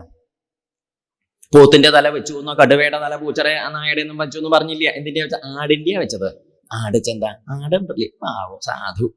ആടൊരു സാധു ജന്തുവാണല്ലോ. ആടൊരു പാവപ്പെട്ട ജന്തു. അപ്പൊ ഈ ആടിന്റെ തല കൊണ്ടുപോയി കഴുത്തിന്റെ മുകളിൽ പിടിപ്പിച്ചു എന്ന് പറഞ്ഞ് എന്തിനാന്ന് വെച്ചാൽ ഇവന്റെ തല മറ്റേ ജാതി തലയായിരുന്നു. ഇതല്ല നമ്മുടെ നാട്ടിലെ അഹമ്മദി കൂടിയവരെ നമ്മൾ എന്താ പറയും നമ്മുടെ നാട്ടിലെ ഭാഷയിൽ? വലിയ ഒരു പറഞ്ഞോളൂ, എന്ത് കനം? മുട്ടുകാലിന്റെ കനം. അതൊക്കെ ഉണ്ടാവും. അത് വലിയ കുഴപ്പമില്ല, നാടിന് കുഴപ്പമില്ല. അതുകൊണ്ട് അവനവനെ ഉള്ളത് വരും മുട്ടുകാലിന്റെ കനം കൊണ്ട് അല്ലേ. എന്താ പറയാ നമ്മള്? തലക്കനം എന്നാ പറയുക. തലയൊക്കെ എല്ലാവരുടെയും ഏതാണ്ട് ഒരേ കനാവൂ, തുലാസിലിട്ട് തൂക്കി നോക്കിയാലും. പക്ഷെ ആ തലക്കനം എന്ന് പറഞ്ഞ ആശയം എന്താ? വാക്കിന്റെ അർത്ഥം പോട്ടെ, എന്താ ആശയം? അഹന്ത നല്ല അർത്ഥം, ശരിയല്ലേ ഇത്? അപ്പൊ ആ കനം തലക്കനം കൂടിയ തലയായിരുന്നു എന്റെ തല, ദക്ഷന്റെ തല. അതാണ് ഇപ്പൊ പോയി ഏത് കനം കുറഞ്ഞ തല വെച്ചത്. ഏതാ കനം കുറഞ്ഞ? ആടിനെന്താ അഹന്തയുള്ളത്? അഹന്ത വല്ലതും ഉണ്ടോ? അതായത് അഹന്തയുടെ തലക്കനം പോയി വിനയത്തിന്റെയും ലാളിത്യത്തിന്റെയും നന്മ കയറി വരുമ്പോഴേ ഈശ്വരീയത ഹൃദയത്തിലേക്ക് വരുള്ളൂ. അപ്പോഴാണല്ലോ നമ്മ ശിവായ എന്ന് തോന്നിയത്. അതുവരെ ഭഗവാനെ തെറി വിളിക്കല്ലേ ചെയ്തത്. അതുകൊണ്ട് വിനയവും ലാളിത്യം ജീവിതത്തിൽ ഉണ്ടാക്കാനാണ് നോക്കേണ്ടത്. എന്നാലേ ഈ ജാതി അന്തല്യായിക്ക് പുറപ്പെടുള്ളൂ. നോക്കൂ, ദക്ഷിണ എവിടുന്നാ പോകുന്നത്? തന്നെ ബഹുമാനിച്ചില്ല എന്നും പറഞ്ഞ് തുടങ്ങിയ ദുരിതാ അത്. നോക്കൂ, നമ്മളെ ബഹുമാനിച്ചില്ല. നമ്മൾ ഈ ബഹുമാനൊക്കെ ചോദിച്ചു വാങ്ങേണ്ടതാണോ? ഇനി അങ്ങോട്ട് ബഹുമാനിച്ചോളൂ ഇല്ല ചെക്കി അങ്ങോട്ട് ദേഷ്യം വരേ എന്നൊക്കെ പറഞ്ഞ് മറ്റുള്ളവരെ കൊണ്ട് ബഹുമാനിച്ച ആളുകൾ ചിലപ്പോൾ ചെയ്യാമോ? ഇഷ്ടം അങ്ങനെ ബഹുമാനിക്കണേ വല്ല അർത്ഥമുണ്ടോ? ഒരർത്ഥവും ഇല്ല. നമുക്ക് അതിനൊരർത്ഥമുണ്ട്, ശരിയല്ലേ? ഇത് ഉള്ളിൽ നിന്ന് തോന്നാം അദ്ദേഹം ബഹുമാനിയാണ്, ശരി നമസ്കരിക്കണം, അതല്ലേ ശരിയായിട്ട് വേണ്ടത്. അപ്പൊ അതിനെന്ത് വേണം? ആരെയും ഞാൻ വലിയ ബഹുമാനിയാണ് മട്ടിലിരുന്നാണ് പോടോ, അത്രക്കാരെ നമ്മൾ കണക്കാക്കുവോ? ഇല്ല. വിനയവും ലാളിത്യം ഭാവവും നമ്മൾ മഹിമയിട്ട കൂട്ട് അവരെ നമ്മൾ എന്ത് ചെയ്യും? ബഹുമാനിക്കും ചെയ്യും. ശരിയോ തെറ്റോ? ദക്ഷണ വിനയ ലാളിത്യം മഹിമ ഉണ്ടായില്ല, അഹന്ത ഉണ്ടായില്ല, അതിലധികാരം ഉണ്ടായി. ഇതൊക്കെ ആരുടെ കഥയാണ്? ദക്ഷന്റെയാ? ആരുടെയാ? അതന്നെ, അത് മനസ്സിലായ കഥ നേരെ. ഇതൊക്കെ ലോകത്തിന്റെ കഥയാണ്. ഇതൊക്കെ തന്നെയല്ലേ ലോകത്തിലെ ദുരിതം ഉണ്ടാവണത്. ഇങ്ങനെയുള്ള ദക്ഷന്മാർക്കല്ലേ തല പോണത്. തല പോവുകച്ചാൽ കഷ്ടത്തിലാവണത്. ആലോചിക്കൂ, ഒരെല്ലാം നിശ്ചയ കഥ. അതുകൊണ്ട് ദക്ഷന്റെ സമ്പ്രദായം അപ്പൊ പറഞ്ഞു. അങ്ങേക്ക് ഇപ്പൊ ഞാൻ എന്ത് ചെയ്തു? ഈ പുത്രന്മാരുടെയൊക്കെ കഥ വിസ്തരിച്ച് പറഞ്ഞു തന്നു. പുത്രിമാരുടെയൊക്കെ കഥ പറഞ്ഞു. പുത്രിമാരാരുണ്ടായി? 3 പേരുണ്ടായില്ലേ? ആകുതി, പ്രസൂതി, ദേവഹൂതി, സ്വയംഭൂമനുവിന്റെ പുത്രന്മാര് 2 പേരാ. ശരിക്കും വാസ്തവത്തിൽ ഈ പുത്രന്മാര് രണ്ടെണ്ണല്ലില്ല. അതിന്റെ കഥ ഞങ്ങളുടെ ആദ്യം പറഞ്ഞാൽ മതിയായിരുന്നു. അത് പറഞ്ഞില്ല. പുത്രിമാര് 3 കഥ ആദ്യം പറഞ്ഞു. അതില്ലെങ്കിൽ ഈ സ്ത്രീകൾക്കാണ് മുൻഗണന. എല്ലാ ദിക്കിലും നമ്മുടെ നാട്ടിലങ്ങനെ തന്നെയല്ലേ? സ്ത്രീകൾക്കല്ലേ മുൻഗണന? സ്ത്രീകൾ പറയില്ല. എന്നാലും ബസ്സിന്റെ അന്തസ്സുള്ള വാതിലേതാ? ബസ്സിൽ 2 വാതിലുണ്ടാവില്ലേ? അതിൽ അന്തസ്സുള്ള വാതിലേതാ? മുമ്പിലത്തെ വാതിൽ. ആ വാതിക്ക് കൂടി ആരാ കയറുക? പെണ്ണുങ്ങള്, ആണുങ്ങളോ? പോയി കയറുക. ഒരാട്ടാണ് ആര് ആ ബസ്സിലിരിക്കണം. അത് കണ്ടാ പിന്നെ നമുക്ക് എന്നിട്ട് എപ്പോഴെങ്കിലും അബദ്ധത്തിൽ നമ്മൾ ഓടിപ്പാഞ്ഞ് അങ്ങടെ എത്തിയില്ല, മുമ്പിലേക്ക് അങ്ങടെ എന്താണ് ഈ പെണ്ണുങ്ങളുടെ പിന്നൊക്കെ പോടോ പോടി കയറണം അവിടെ. കേട്ടാ പിന്നെ നമുക്ക് ബസ്സിക്കല്ല കയറാം, കുടുംബത്തിനെ കയറാൻ തോന്നില്ല. എന്താ കാരണം? ജാതി നാണക്കേടായിട്ടേ ഇതല്ല അപമാനിക്കണത്. ഇങ്ങനെയൊക്കെ ശരിയോ തെറ്റോ? എന്നിട്ട് മുമ്പിലത്തെ അന്തസ്സുള്ള വാതിക്ക് കൂടി പെണ്ണുങ്ങൾ അങ്ങോട്ട് കയറിയാൽ ആദ്യത്തെ സീറ്റിന്റെ മുകളിൽ എഴുതിയിട്ടുണ്ടാവും എന്ത്? സ്ത്രീകൾ, നാടൻ സ്ത്രീകൾ. നാടൻ സ്ത്രീകൾ സാധാരണ സ്ത്രീകൾ, കുഴപ്പമൊന്നുമില്ലാത്ത സ്ത്രീകൾ. പിന്നെ അതിന്റെ തൊട്ട് പിന്നാക്കം എഴുതിയിട്ടുണ്ടാവും എന്ത്? വൃദ്ധരായ സ്ത്രീകൾ, വല്യമ്മമാരൊക്കെ. അമ്പൊമ്പു എന്താ. പിന്നെ അതിന്റെ പിന്നാക്കം 3 കസേര ഉണ്ട്. അതിന്റെ മുമ്പിൽ എഴുതിയേക്കണോ പിന്നിലെന്താ എഴുതിയത്? വയ്യായുള്ള സ്ത്രീകൾ, കയ്യകാലം വിഷമമുള്ളവരുണ്ടാവില്ല അവര്. എന്തല്ലേ കഥ. എന്നിട്ട് അതിന്റെ ഇപ്പുറത്ത് 2 കസേര ഉണ്ട്. അതിന്റെ മുകളിൽ എഴുതിയിരിക്കണോ അമ്മയും കുഞ്ഞും. അമ്പമ്പം. ഓ, അത് കഴിഞ്ഞ് അതിൻ്റെ അടുത്ത് 2 കസേര ഉണ്ട്, അതിൽ എഴുതിയിരിക്കണോ അമ്മായിയമ്മയും മരുമകളും. ഇല്ലെന്നോ? വേണ്ടതാണ് എന്നൊരു അഭിപ്രായം നമ്മൾക്കുണ്ട്. കാരണം കുടുംബത്തെ എന്തായാലും ഇത് രണ്ടും കൂടി ഒന്നിച്ചിരിക്കില്ല. ഇപ്പൊ ബസ്സിലെങ്കിലും ഒന്ന് ഇരുന്ന് എന്നൊരു പരിചയമാവട്ടെ. എന്താ അവന് കുടുംബത്ത് പോയാൽ കുറേശ്ശെ തൊട്ടാലും മിണ്ടിയാലൊന്നും വിഷമം ഉണ്ടാവില്ല. എന്തല്ലേ സാധനങ്ങൾക്കാച്ച എവിടെയെങ്കിലും പിന്നാക്ക എവിടെയെങ്കിലും ഇത് വല്ല കാരണവന്മാരും ഇങ്ങനെ നിന്ന് ഒരിക്കും കാലിനൊന്നും വയ്യാത്ത കാരണവന്മാരെ കമ്പീമ തൂങ്ങി ഇങ്ങനെ പട്ടം പറക്കും പോലെ പറക്കുണ്ടാവും, ഇരിക്കാൻ പഴുതില്ലാണ്ട്. എന്നാൽ ഇവിടെ ഏതെങ്കിലും കസേരയിൽ ഇരുന്നാൽ അതോടെ അദ്ദേഹത്തിന് തോന്നും ഇനി വല്ല കുളത്തിൽ ചടിച്ചാവുക നല്ലത്. എന്താ കാരണം? ശരിയോ തെറ്റോ? അപ്പൊ ഈ പറഞ്ഞതിന്റെ അർത്ഥം സ്ത്രീകൾക്കൊരു ബഹുമാന്യത പണ്ടും ഉണ്ട് കേട്ടോ. അത് പുതിയ പരിഷ്കാരാണെന്നൊക്കെ നമുക്ക് തോന്നുന്നേ ഉള്ളൂ. പഴയ ആ ഒരു സമ്പ്രദായത്തെ പൊടി തട്ടി കുറച്ചും കൂടി മാറ്റം വരുത്തിയൊക്കെ നമ്മൾ ഇന്നും പ്രയോഗിക്കാം. സ്ത്രീകൾക്കൊക്കെ അന്ന് ഇപ്പോഴും ഈ വാൽമീകി രാമായണത്തിലെ മഹാരാജാവിന്റെ യജ്ഞശാലയിലെ സ്ത്രീകൾക്ക് വേറെ വരി, വൃദ്ധന്മാര് വയസ്സായവർക്ക് കൂട്ടുവരയില്ലേ പ്രത്യേകം വരി, കുട്ടികൾക്കും വയ്യായുള്ളവർക്കും വേറെ വരി, അങ്ങനെയൊക്കെ പറയാം. അന്നുണ്ടത് സംവിധാനം എന്ന് വാൽമീകി രാമായണം ഇത് കാലത്തുണ്ടായതല്ലേ. അപ്പൊ അന്ന് എന്താ ഈ സമയത്ത് ബഹുമാനിക്കേണ്ടവരെയൊക്കെ ആരൊക്കെയാണെന്ന് കണക്കാക്കി ബഹുമാനിക്കുന്ന ഏർപ്പാടൊക്കെ ഉണ്ട്. അവിടെ നിന്നൊക്കെ കിട്ടിയ വെളിച്ചത്തിന്റെ അംശമാണ് നമ്മൾ ഇന്ന് കൊണ്ടുവന്ന് എന്ത് ചെയ്യുന്നത്, പരിഷ്കരിച്ച് പുതിയ സമ്പ്രദായമാക്കി ബസ്സിലേക്ക് ആക്കി. അന്ന് ബസ്സില്ലാത്തോണ്ട് ശരിയല്ലേ? അത് അങ്ങനെയൊക്കെ ഉണ്ട്. എന്തെങ്കിലും ആവട്ടെ. അപ്പൊ പറഞ്ഞു വന്നപ്പോ അങ്ങനെ നേരെ പോക്കിന് പറഞ്ഞു വെച്ചാലും ചിന്തിച്ചോളൂ. പറഞ്ഞതിന്റെ അർത്ഥം പെൺകുട്ടികളുടെ കഥ 3 ആളുടെ ആദ്യം ഇങ്ങോട്ട് പറഞ്ഞു. അപ്പൊ ചോദിച്ചു, പിന്നെ ആരെ പുത്രന്മാരുടെ കഥ ഉണ്ടായില്ലേ? അതെങ്ങനെയുണ്ടായി? ഉണ്ടായി, പുത്രൻ ഉണ്ടായി. അദ്ദേഹത്തിന് 2 പുത്രന്മാരായിരുന്നു, പ്രിയവ്രതൻ, ഉത്താനപാദൻ എന്ന് പറയും. അതിൽ ഈ പ്രിയവ്രതൻ അങ്ങനെ ഗുരുകുലത്തിലൊക്കെ കഴിച്ചു കൂട്ടുന്ന കാലത്ത് ഉത്താനപാദനാണ് പിന്നെ പഠിക്കണം. ഉത്താനപാദന്റെ കഥ ആദ്യം അങ്ങോട്ട് പറയാമെന്നും പറഞ്ഞു. ഈ ഉത്താനപാദൻ എന്തേ ചെയ്തു വെച്ചാല് അദ്ദേഹം ഇങ്ങനെ കഴിച്ചു കൂട്ടുന്ന കാലത്ത്, രാജാവായിട്ട് കഴിയുന്ന കാലത്ത് ഇദ്ദേഹത്തിന് 2 ഭാര്യമാരുണ്ടായിരുന്നു. സുരുചി എന്നും സുനീതി എന്നും പറഞ്ഞിട്ട് 2 ഭാര്യമാര്. ഈ 2 ഭാര്യമാരിലായിട്ട് ഓരോ പുത്രന്മാരും ഉണ്ടായിരുന്നു. സുരുചിയിലെ ഉണ്ടായ പുത്രന്റെ പേരാണ് ഉത്തമൻ എന്ന് പറയും. സുനീതിയിൽ ഒരു പുത്രൻ ഉണ്ടായി, ആ പുത്രന്റെ പേരാണ് ധ്രുവകുമാരൻ എന്നും പറയും. ഇങ്ങനെ ഈ 2 പുത്രന്മാരും 2 ഭാര്യമാരുമായിട്ട് രാജാവ് ഇങ്ങനെ കഴിച്ചു കൂടുന്ന കാലത്ത് ഒരു ദിവസം എന്താ ചോദിച്ചു, രാജാവിന് അച്ഛൻ ഈ 2 ഭാര്യമാരുണ്ടെച്ചാലും 2 ആളോടും ഒരുപോലെയൊന്നുമല്ല. 2 ആളോടും രണ്ടിച്ചിട്ടുള്ള ബുദ്ധിയനെ. അത് ആ ഭാര്യമാരുടെ പേരുമ്പിൽ നോക്കിയാൽ പിടുത്തം കിട്ടും. ഒരാളുടെ പേര് സുരുചി. സുരുചിച്ചാലോ സുഷ്ഠുരുചി, നല്ല രുചിയാ. രുചിച്ച അർത്ഥം എന്താ? ഇഷ്ടം. നമ്മൾ രുചി ഉണ്ട് എന്ന് പറഞ്ഞാൽ ഇഷ്ടമായി എന്നല്ലേ അർത്ഥം. ഇഷ്ടക്കാരി. രാജാവിന്റെ ഇഷ്ടക്കാരിയാണ് ആര്? ഈ സുരുചി. മറ്റേതിന്റെ പേര് സുനീതി എന്നാണ്. സുനീതി എന്താ അർത്ഥം? സുനീതി, സുഷ്ഠു നീതി, നല്ല നീതിയാ. നീതി എന്താ? ധർമ്മം. നീതി സ്റ്റോർ എന്ന് കേട്ടിട്ടില്ലേ? സ്റ്റോറിൽ നീതി ഉണ്ടോന്ന് അറിയില്ല, കേട്ടിട്ടില്ലേ പേര്? അതന്നെ. നീതി ധർമ്മാണേ. ഈ ധർമ്മം രാജാവിന്റെ ഇഷ്ടക്കാരിയല്ല അവള്. ആര്? സുനീതി. അത് വെച്ചാൽ നമുക്ക് നീതിയോടും ധർമ്മത്തിനോടൊക്കെ എപ്പോഴും ഒരു 2ാം തരാണല്ലോ. മനസ്സിലായില്ല? നീതി ധർമ്മം. ഇവിടെ ഇരിക്കരുത്, അപ്പൊ നമുക്ക് ഇതവിടെ ഇരുന്നാല്, ഇല്ലെങ്കിൽ നമ്മൾ മിണ്ടാണ്ട പോയിക്കോളും. ഇത് പറഞ്ഞാൽ നമുക്ക് തോന്നും ശരിയല്ലേ? ഇത് ഹെൽമെറ്റ് വെച്ചിട്ട് വണ്ടിയിൽ പോകണം, അപ്പൊ നമുക്ക് ഒന്ന് വെക്കേണ്ട പോയാൽ എന്താന്ന്. എല്ലാവരും ഇനി വെക്കേണ്ട പോയാൽ മതി, അപ്പൊ നമുക്ക് ഒന്നൊന്ന് വെച്ചിട്ടേ പോകണം. നീ എന്താ ചെയ്യാന്ന് നമുക്ക് അങ്ങനെ ഒരു തോന്നല്. അത് പണ്ട് പോലീസുകാരനെ അടുത്തിനെ പിടിച്ചിട്ട് ചോദിച്ചു, എന്തിനാടാ നാട്ടിൽ നിയമം, എന്തിനാടാ നിയമം ചോദിച്ചു. അപ്പം പറഞ്ഞു ലംഘിക്കാൻ എന്നും പറഞ്ഞു. നിയമം എന്തിനാ? നിയമം ഉണ്ടെങ്കിലല്ലേ ലംഘിക്കാൻ പറ്റുള്ളൂ. നിയമം ഇല്ലെങ്കിൽ ലംഘിക്കാൻ പറ്റുമോ? ഇതാണ് നാടിന്റെ ഗതി. ഇപ്പൊ സുനീതി പറഞ്ഞാൽ മനസ്സിലായില്ലേ? അത് എപ്പോഴും എങ്ങനെയാണ്? ചില ദിക്കിൽ പോയാൽ കാണാം ഇവിടെ തുപ്പരുത് എന്ന് കാണാം. ജനിച്ചതിന്റെ ശേഷം തുപ്പാത്തവനും ആ ബോർഡ് തുപ്പിയിട്ടേ പോവുള്ളൂ. എന്താ കാരണം? ആ അരുതെന്ന് പറഞ്ഞാൽ നമുക്ക് അങ്ങോട്ട് തോന്നുമെന്ന് ചെയ്താൽ എന്താണ്? ഇത് ലോകത്തിന്റെ ഒരു സ്വഭാവമാണ്. അപ്പൊ അതുകൊണ്ട് ഈ സുനീതി എന്ന് പറഞ്ഞാൽ മനസ്സിലായില്ലേ? അതുകൊണ്ട് ധർമ്മത്തിന്റെ ഒരു സമ്പ്രദായം ആയതുകൊണ്ട് സുനീതിയോട് വലിയൊരു താല്പര്യം ആർക്കില്ല, രാജാവിനില്ല. അതുകൊണ്ട് സുനീതിയുടെ മകനോടും ലേശൊരു അങ്ങനെയൊന്നും ഉണ്ട്. സുരുചി ഇഷ്ടക്കാരി ആയതുകൊണ്ട് ഈ സുരുചിയുടെ മകൻ ഇങ്ങനെ കൊഞ്ചിക്കും, നല്ലോണം കൊഞ്ചിച്ചും കുഴയിച്ചും ആടിച്ചും പാടിച്ചും കൊണ്ടിറക്കും. എന്തിനാശുണ്ടോ? അതായത് കുട്ടികളെ പാട്ടി പിടിച്ചാൽ മുതിർന്നൊരു പാട്ടിലേക്കോളും. മനസ്സിലായില്ല? മുതിർന്നവരെ വല്ലവരെയും പാട്ടി പിടിക്കണമെങ്കിൽ എന്ത് ചെയ്താൽ മതി ചോണ്ടോ? കുട്ടികളെ എങ്ങനെ എടുക്കുക, കൊഞ്ചിക്കുക, മുള്ളിക്കിടുക, പിടിക്കുക. മുള്ളിക്കിട്ട് പിടിക്കാൻ കേട്ടോ എല്ലാവർക്കും ഇഷ്ടാവില്ല. കൊഞ്ചിച്ച് ആടിച്ച പാടിച്ച് കൊണ്ട് നടന്നാൽ ആർക്കും ഇഷ്ടാവും? ആ കുട്ടിയുടെ ഉടമസ്ഥ ഉണ്ടാവില്ലേ, അതിന്റെ അമ്മ അച്ഛനാരാച്ച അതിനും ഇഷ്ടാവും. അത് വാങ്ങണ്ട. അച്ഛൻ ഇങ്ങനെ കുട്ടിയെടുത്ത് ഇങ്ങനെ നിൽക്കുക, നട്ടുച്ചയ്ക്ക് മരത്തിന്റെ ചോട്ടിൽ നിൽക്കുമ്പോഴാണ് നമ്മൾ ഓടി ചെന്നിട്ട് പറഞ്ഞു, ഔ എന്താ അല്ലേ കുട്ടന്റെ ആ മുഖം കണ്ട് കണ്ടാൽ ചന്ദ്രന് ഉദിച്ച മാതിരി ഉണ്ട് അച്ഛന്റെ അതേ മുഖം. അച്ഛന്റെ മുഖം നട്ടുച്ചയ്ക്ക് കാണണമെങ്കിൽ ടോർച്ചടിച്ച് നോക്കണം. അച്ഛൻ്റെ ഒക്കെ കേൾക്കണ്ട, നമ്മൾ പറയുകയും ചെയ്തു, എന്താ കുട്ടന്റെ ആ കണ്ണൊക്കെ കണ്ടാൽ കരിങ്കൂള പൂ ഇങ്ങനെ വിരിഞ്ഞ മാതിരി അച്ഛന്റെ അതേ കണ്ണ. അച്ഛന്റെ ഒരു കണ്ണ് പടിഞ്ഞാട്ട് ഒന്ന് കിഴക്കോട്ട്. ഇതൊക്കെ അച്ഛൻ കേൾക്കണ്ട. ഓ എന്താ പറയ, കുട്ടന്റെ ചുണ്ടൊക്കെ ഇങ്ങനെ കണ്ടാൽ തൊണ്ടിപ്പഴം പോലെ ഉണ്ട് അച്ഛന്റെ അതേ ചുണ്ട്. അച്ഛന് 3 ചുണ്ടാ. അച്ഛനും കേൾക്കേണ്ടതൊക്കെ. കൂട്ടരെ ആ പല്ലൊക്കെ കണ്ടാലുണ്ടല്ലോ, എന്താ പല്ല്, മുല്ലമൊട്ട് വിരിഞ്ഞ മാതിരി ഉണ്ടല്ലോ ആ പല്ല്. അച്ഛന്റെ അതേ പല്ല്. അച്ഛന്റെ പല്ലൊക്കെ സർവേക്കല്ലിന് ലോറി കുത്തിയ മാതിരി അങ്ങോട്ടും ഇങ്ങോട്ടും. വായ അടയ്ക്കണമെങ്കിൽ റബ്ബർ ബാൻഡ് വേണം. ഇതൊക്കെ അച്ഛൻ കേൾക്കണ്ടേ? ഒടുക്കം ഇതൊക്കെ കഴിഞ്ഞ് അച്ഛന്റെ അടുത്ത് ചെന്നിട്ട് ചോദിച്ചു, ഒരു 50 റുപ്യ ഉണ്ടാവുമോ ചോദിച്ചു. അച്ഛൻ 100 തന്നു. ഇത് നട്ടുച്ചയ്ക്ക് ചന്ദ്രൻ ഉച്ച തന്നെ. അപ്പൊ നമ്മൾ പറഞ്ഞതൊക്കെ ആരോടാ? അച്ഛനോടല്ല പറഞ്ഞത്, കുട്ടിയോടാ പറഞ്ഞത്. കിട്ടിയത് എവിടെ നിന്നാണ്? 100 കുട്ടറയുന്ന അച്ഛൻ്റെ കയ്യിൽ നിന്ന്. ഇതൊന്നും എവിടെയും പോയി എടുക്കണ്ട കേട്ടോ പണി. പറഞ്ഞു വെച്ചിട്ട് അങ്ങനെയാണ് ഒരു ഇതായിട്ട് കൂട്ടിയാൽ മതി. എന്നുവെച്ചാൽ അർത്ഥം, ഈ സുരുചിയോടുള്ള ഈ ഒരു വലിയ ഇഷ്ടം കാണിക്കാനായിട്ട് സുരുചിയുടെ മകനെ ഇങ്ങനെ കൊഞ്ചിക്കുക, കുഴയിക്കുക, പാടിക്കുക, അടിക്കുക, മറ്റേനെ തിരിഞ്ഞു നോക്കൂല്ല. പാവം കുട്ടികളല്ലേ.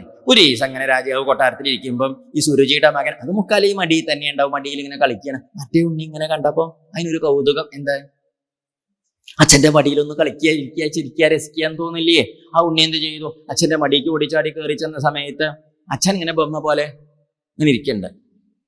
കൈകാര്യമൊക്കെ മറ്റോളാ. ആരാ? അങ്ങനത്തെ കുറെ സാധനങ്ങൾ ഉണ്ടല്ലേ. ആരാ കൈകാര്യം ചെയ്യണത്? സുരുചി ചോദിച്ചു, ഉണ്ണി എവിടേക്കാ ചോദിച്ചു. അച്ഛന്റെ മടിയിലേക്ക്. അതിപ്പോ എന്തേപ്പത്? ഒന്നുമില്ല, അവിടെ ലേശം നേരം ഇരിക്കാച്ചിട്ടാണ്. കൂട്ടനെ ഇരിക്കണം എന്ന് ഇത്ര കലശലായ മോഹം ഉണ്ടോ? ഉവ്വേ, എന്നൊരു കാര്യം ചെയ്യും, മുണ്ട് വിരിച്ചപ്പെടാൻ നിലത്തിരുന്നോളൂ. അയ്യോ, അതെന്താ ചെറിയമ്മ എങ്ങനെ?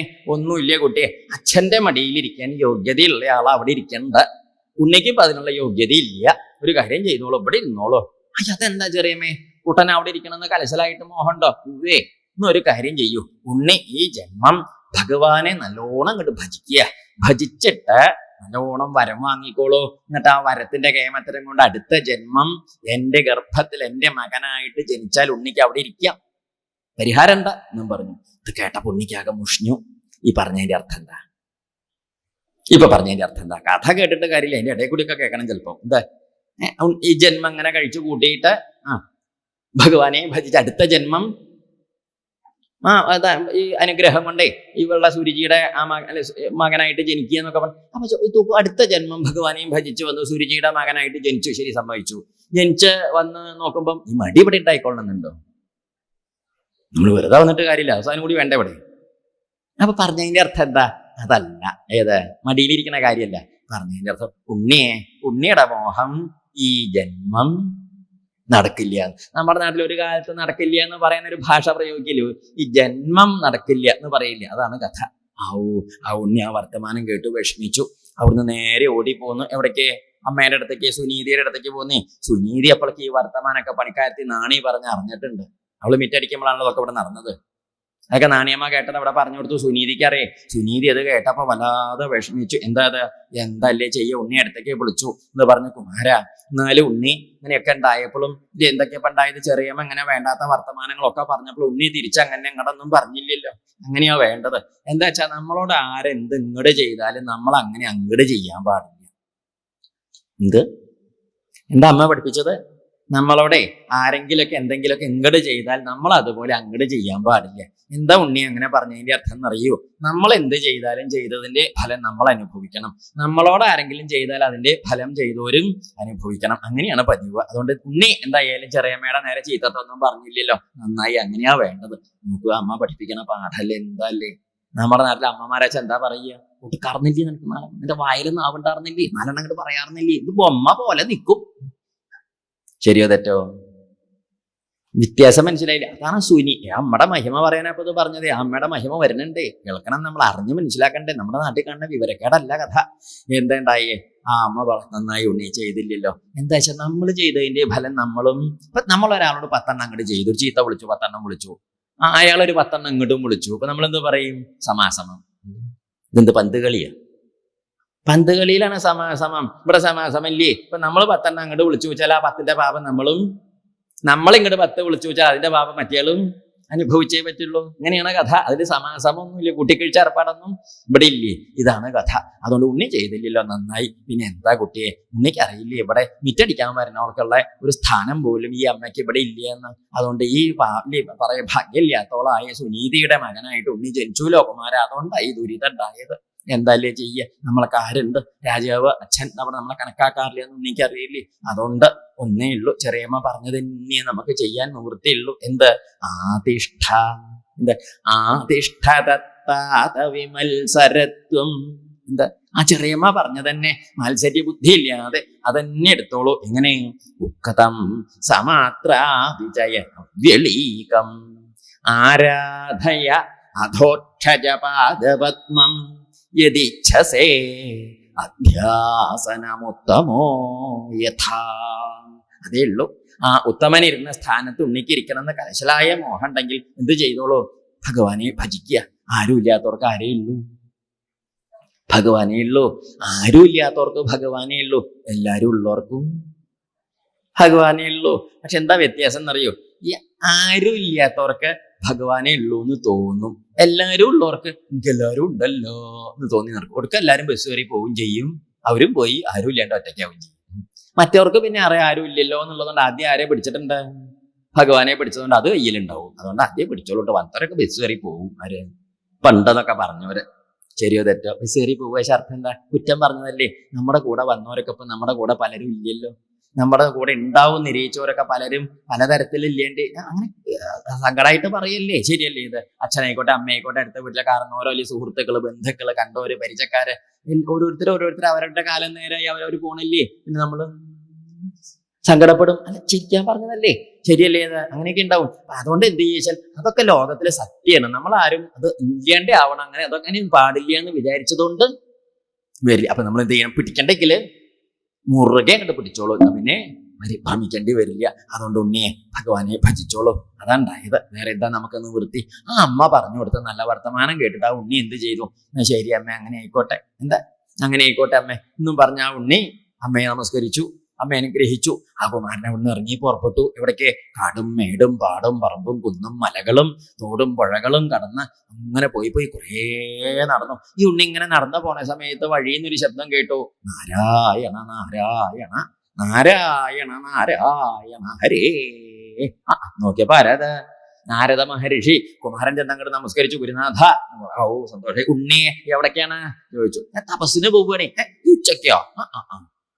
ഉവ്വേ എന്താ എത്ര കലശലായിട്ട് തപസ്സിന് ഇങ്ങോട്ട് തോന്നാൻ? ഉച്ചയാകുമ്പോ കറക്കം തപസ് തോന്നുന്നു, വൈകുന്നേരമൊക്കെ തോന്നുള്ളൂ. കുട്ടികളോട് വർത്തമാനം പറയും പോലെ പറഞ്ഞു. ആര്?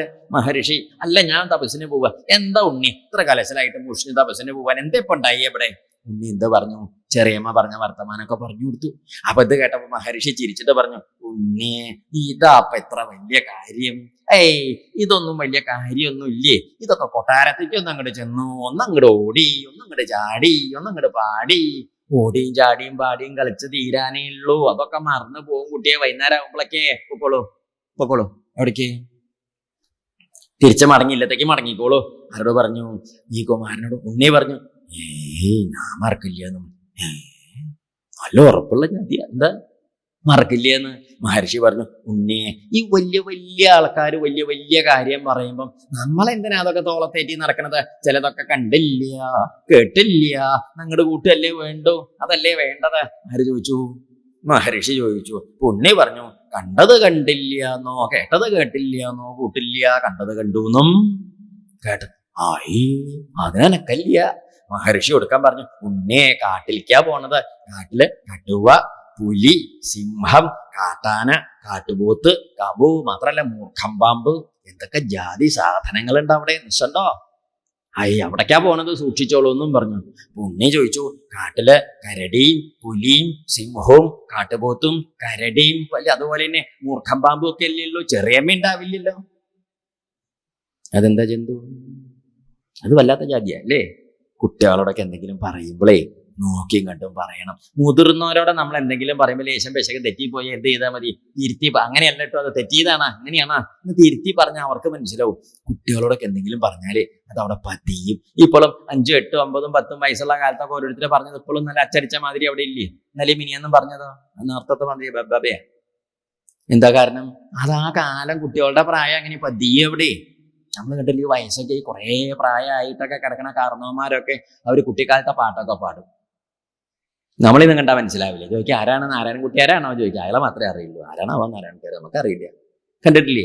എന്താ കാരണം? അവർക്ക് ഈ ഒരു ഘട്ടം കഴിഞ്ഞ ശേഷമുള്ളതൊക്കെ ഓർമ്മയിൽ നിന്ന് പോയി. പക്ഷെ ഒരു ഘട്ടത്തിന് മുമ്പുള്ളതൊക്കെ എപ്പോഴും വൃത്തിയിൽ ഓർമ്മയിലുണ്ട്. അതെന്താ കാരണം? അതൊന്ന് പതിച്ചു വെച്ചത്. ആ കാലത്തെ പതിച്ചു വെക്കണ കാലത്തുള്ളതാണ് അതൊക്കെ. ആ പതിക്കണ കാലം കഴിഞ്ഞതിന്റെ ശേഷമുള്ളതാണ് ഓർമ്മയിൽ നിന്ന് പോയത്. എല്ലാവർക്കും നമ്മളൊക്കെ ഇനിയിപ്പോ എന്താ പറയാവോ, പേടിയാവോ? കാരണന്മാരൊക്കെ അന്തസ്സുള്ള വർത്തമാനാ പറയുന്നത് ഇല്ലേ?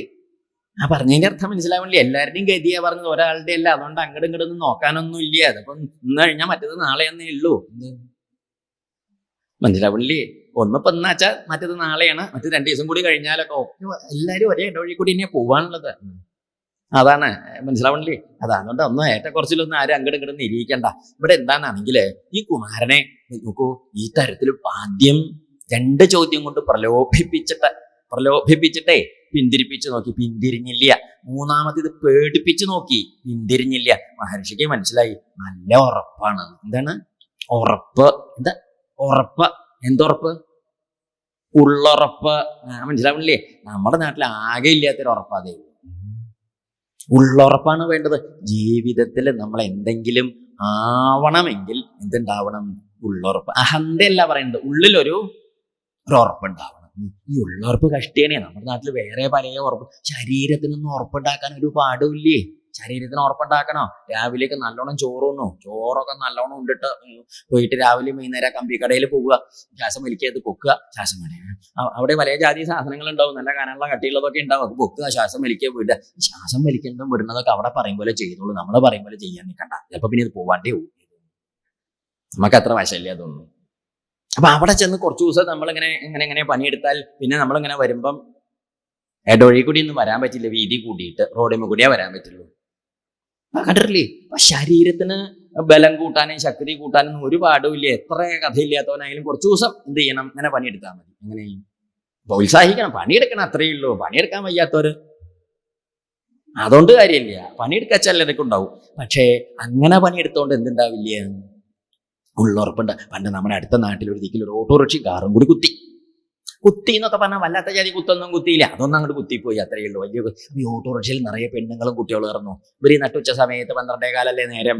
അപ്പൊ അവരെന്തോ വർത്തമാനം പറഞ്ഞിരിക്കുന്ന സമയത്ത് കുത്തിയപ്പം പല്ലും മൂക്കും കണ്ണൊക്കെ ചുമന്ന മുമ്പിലത്തെ കമ്പിയിൽ കുത്തി ചോരയൊക്കെ അങ്ങനെ ഒലിച്ച് പിന്നെ ഇവരെന്ത് നിരീച്ച് എല്ലാവരും കൂടി മരിച്ചുപോയി. നിരീച്ച് എല്ലാവരും കൂടി അങ്ങനെ അറുത്ത് വിളിച്ച് നിലവിളിച്ചു, പച്ചമുളക് കീറിയ മാതിരി.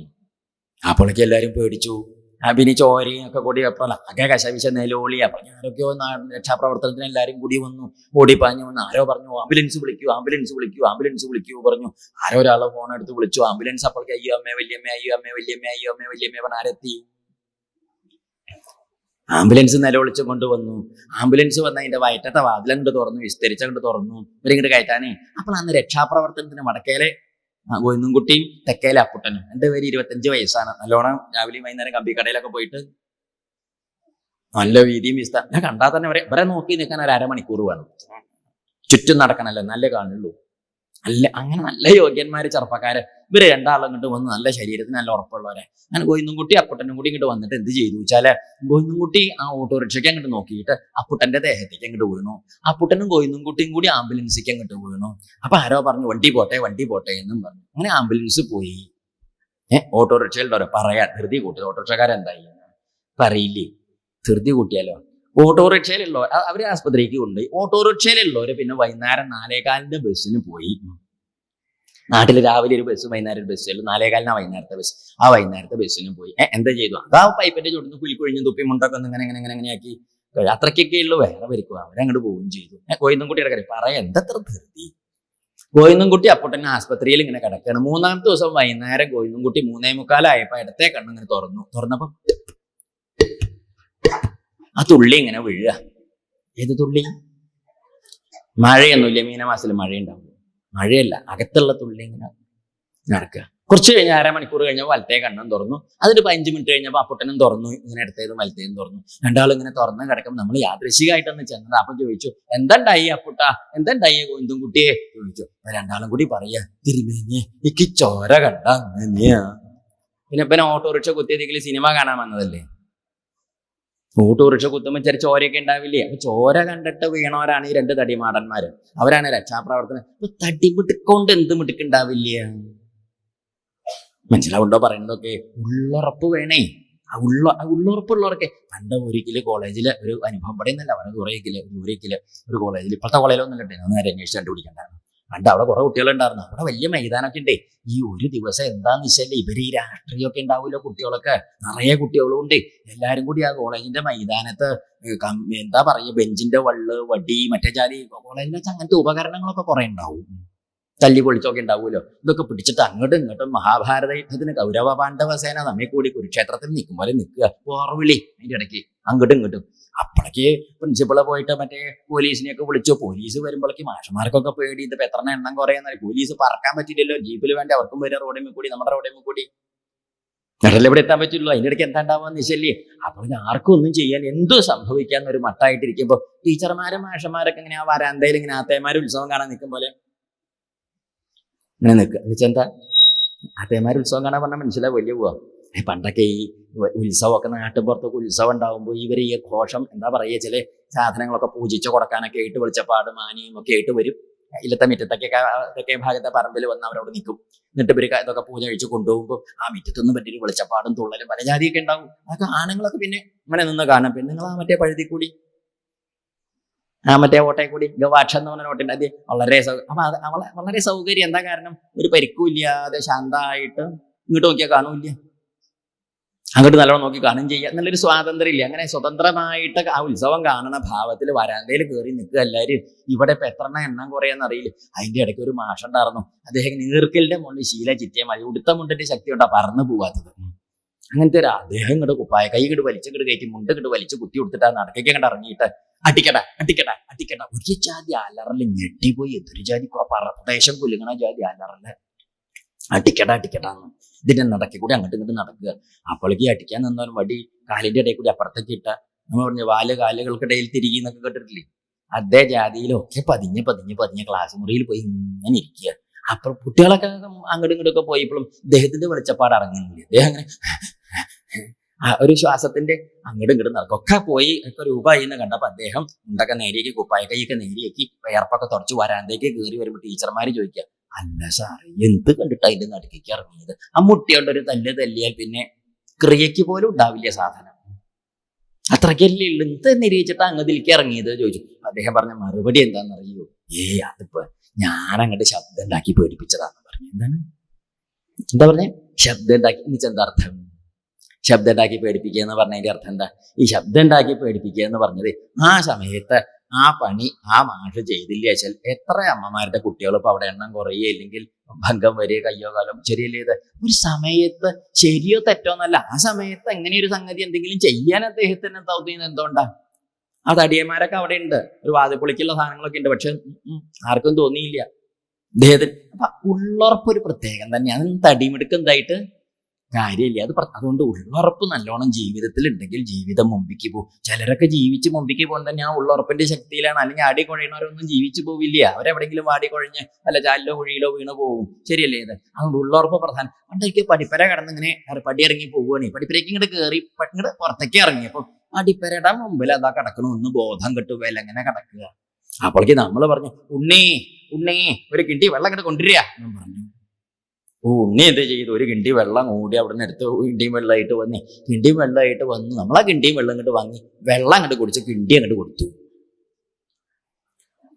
നമ്മൾ പറയുകയും ചെയ്തു, ഇങ്ങനെയാ ഉരുട്ടം കണ്ട അപ്പൊ വെള്ളം കുടിക്കണം എന്നും പറഞ്ഞു. ഉണ്ണി ചോദിച്ചപ്പോ ഇതോ അത് കുറച്ച് കഴിഞ്ഞ് വെയില് ചൂടായി എണീട്ട് പോയിക്കോളൂ എന്നും പറഞ്ഞു.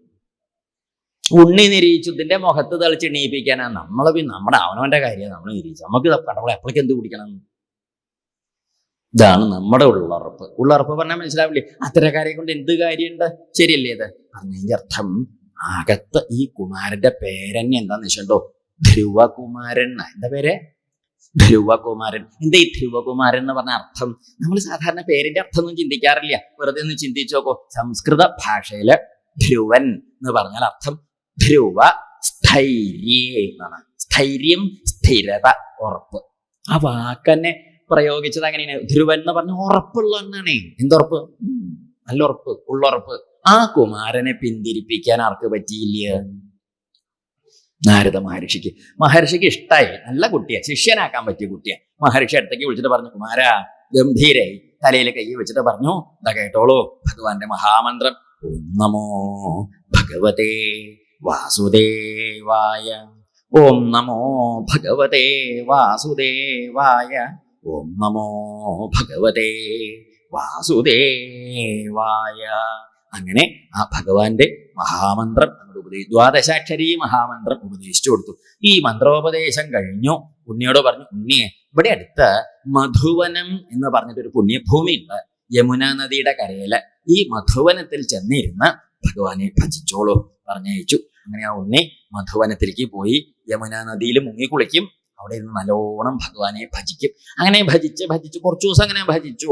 അപ്പൊ എന്താ വെച്ചാൽ കാട്ടില് വല്ല കായോ കിഴങ്ങോ കിട്ടിയിച്ചാൽ കഴിക്കും, പുഴയിൽ കുളിയും, വെള്ളം കുടിയൊക്കെ പുഴയിലും കഴിയും.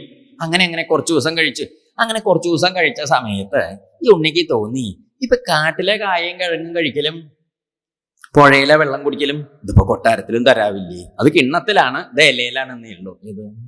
ഇതൊക്കെ തന്നെയല്ലേ കൊട്ടാരത്തിലും ചെയ്യുന്നത്. പിന്നെ ഇപ്പൊ എന്തിനാ ഇങ്ങോട്ട് പോകുന്നത്?